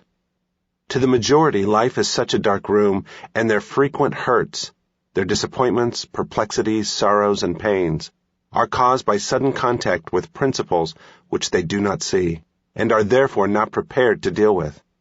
But when the light of wisdom is introduced into the darkened understanding, confusion vanishes, difficulties are dissolved, all things are seen in their true place and proportion, and henceforth the man walks open-eyed and unhurt in the clear light of a wise comprehension. James Allen, Bryngeloo, Ilfracombe, England. The Light That Leads to Perfect Peace. This audiobook is intended to be a strong and kingly companion, as well as a source of spiritual renewal and inspiration to those who aim at a life well lived and made strong and serene. It will help its listeners to transform themselves into the ideal character they would wish to be, and to make their life here that blessed thing which the majority only hope for in some future life. Our life is what we make it by our own thoughts and deeds. It is our own state and attitude of mind which determine whether we are happy or unhappy, strong or weak, sinful or holy, foolish or wise. If one is unhappy, that state of mind belongs to himself and is originated within himself. It is a state which responds to certain outward happenings, but its cause lies within and not in those outward occurrences. If one is weak in will, he has brought himself to and remains in that condition by the course of thought and action which he has chosen and is still choosing. If one is sinful, it is because he has committed and continues to commit sinful acts. If he is foolish, it is because he himself does foolish things. A man has no character, no soul, no life apart from his thoughts and deeds. What they are, that he is. As they are modified, so does he change. He is endowed with will and can modify his character. As the carpenter changes the block of wood into a beautiful piece of furniture, so can the erring and sin-stricken man change himself into a wise and truth-loving being. Each man is responsible for the thoughts which he thinks and the acts which he does for his state of mind and the life which he lives. No power, no event, no circumstance can compel a man to evil and unhappiness.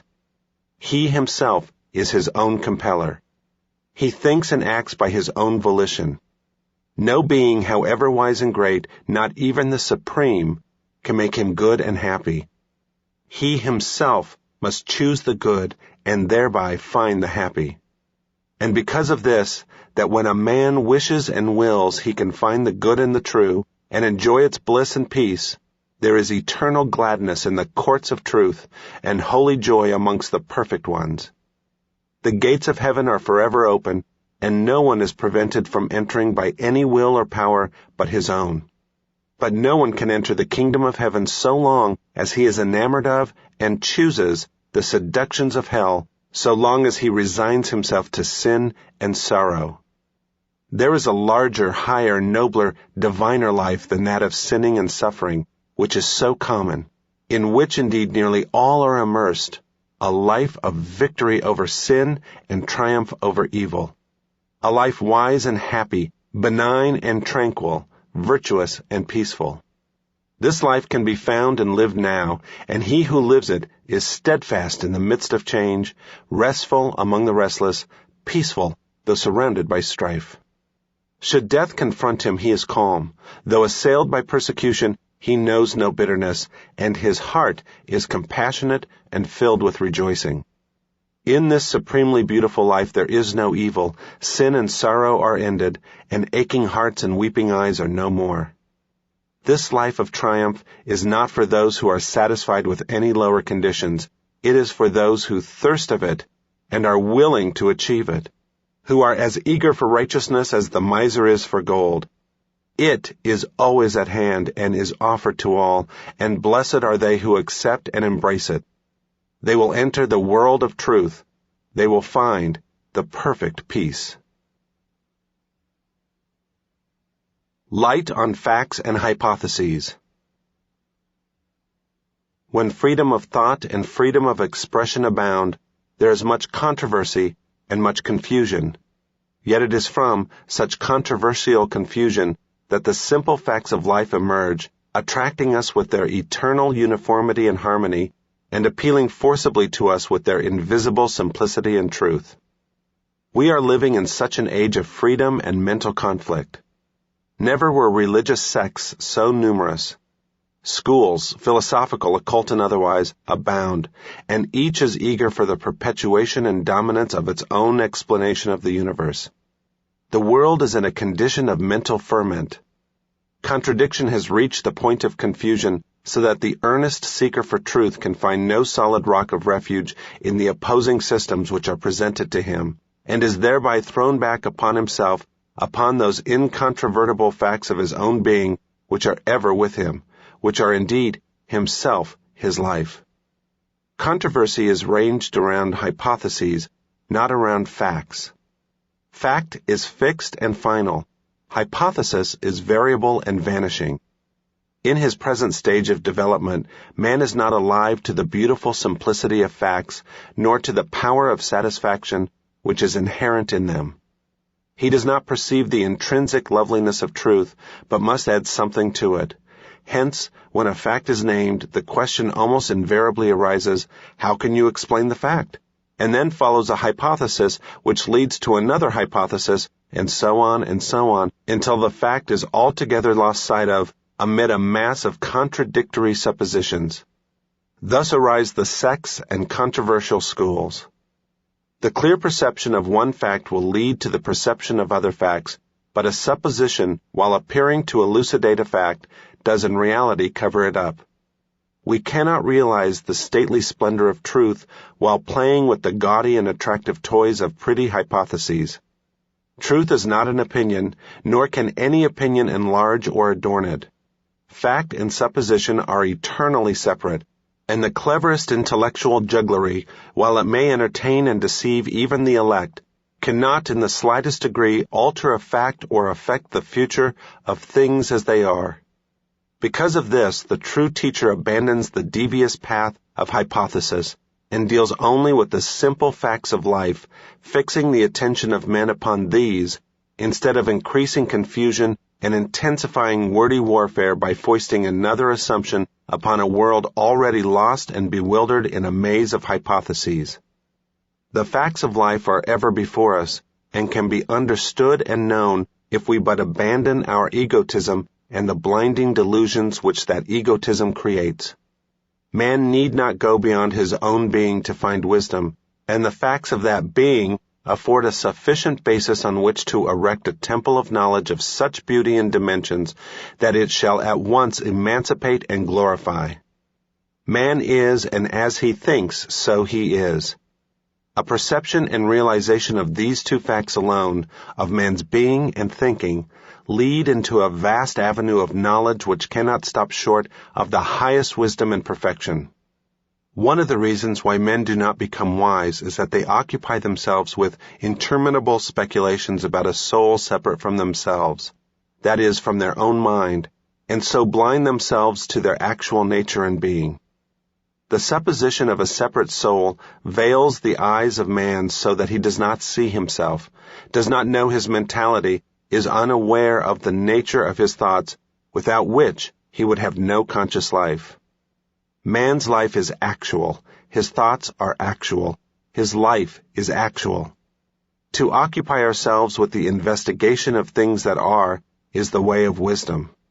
Man considered as above, beyond, and separate from mind and thought is speculative and not actual, and to occupy ourselves with the study of things that are not is the way of folly. Man cannot be separated from his mind. His life cannot be separated from his thoughts. Mind, thought, and life are as inseparable as light, radiance, and color, and are no more in need of another factor to elucidate them than are light, radiance, and color. The facts are all sufficient and contain within themselves the groundwork of all knowledge concerning them. Man, as mind, is subject to change.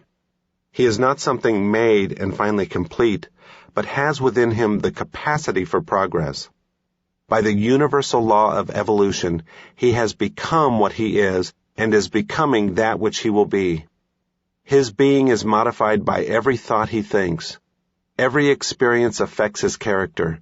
Every effort he makes changes his mentality. Herein is the secret of man's degradation and also of his power and salvation if he but utilize this law of change in the right choice of thought. To live is to think and act, and to think and act is to change,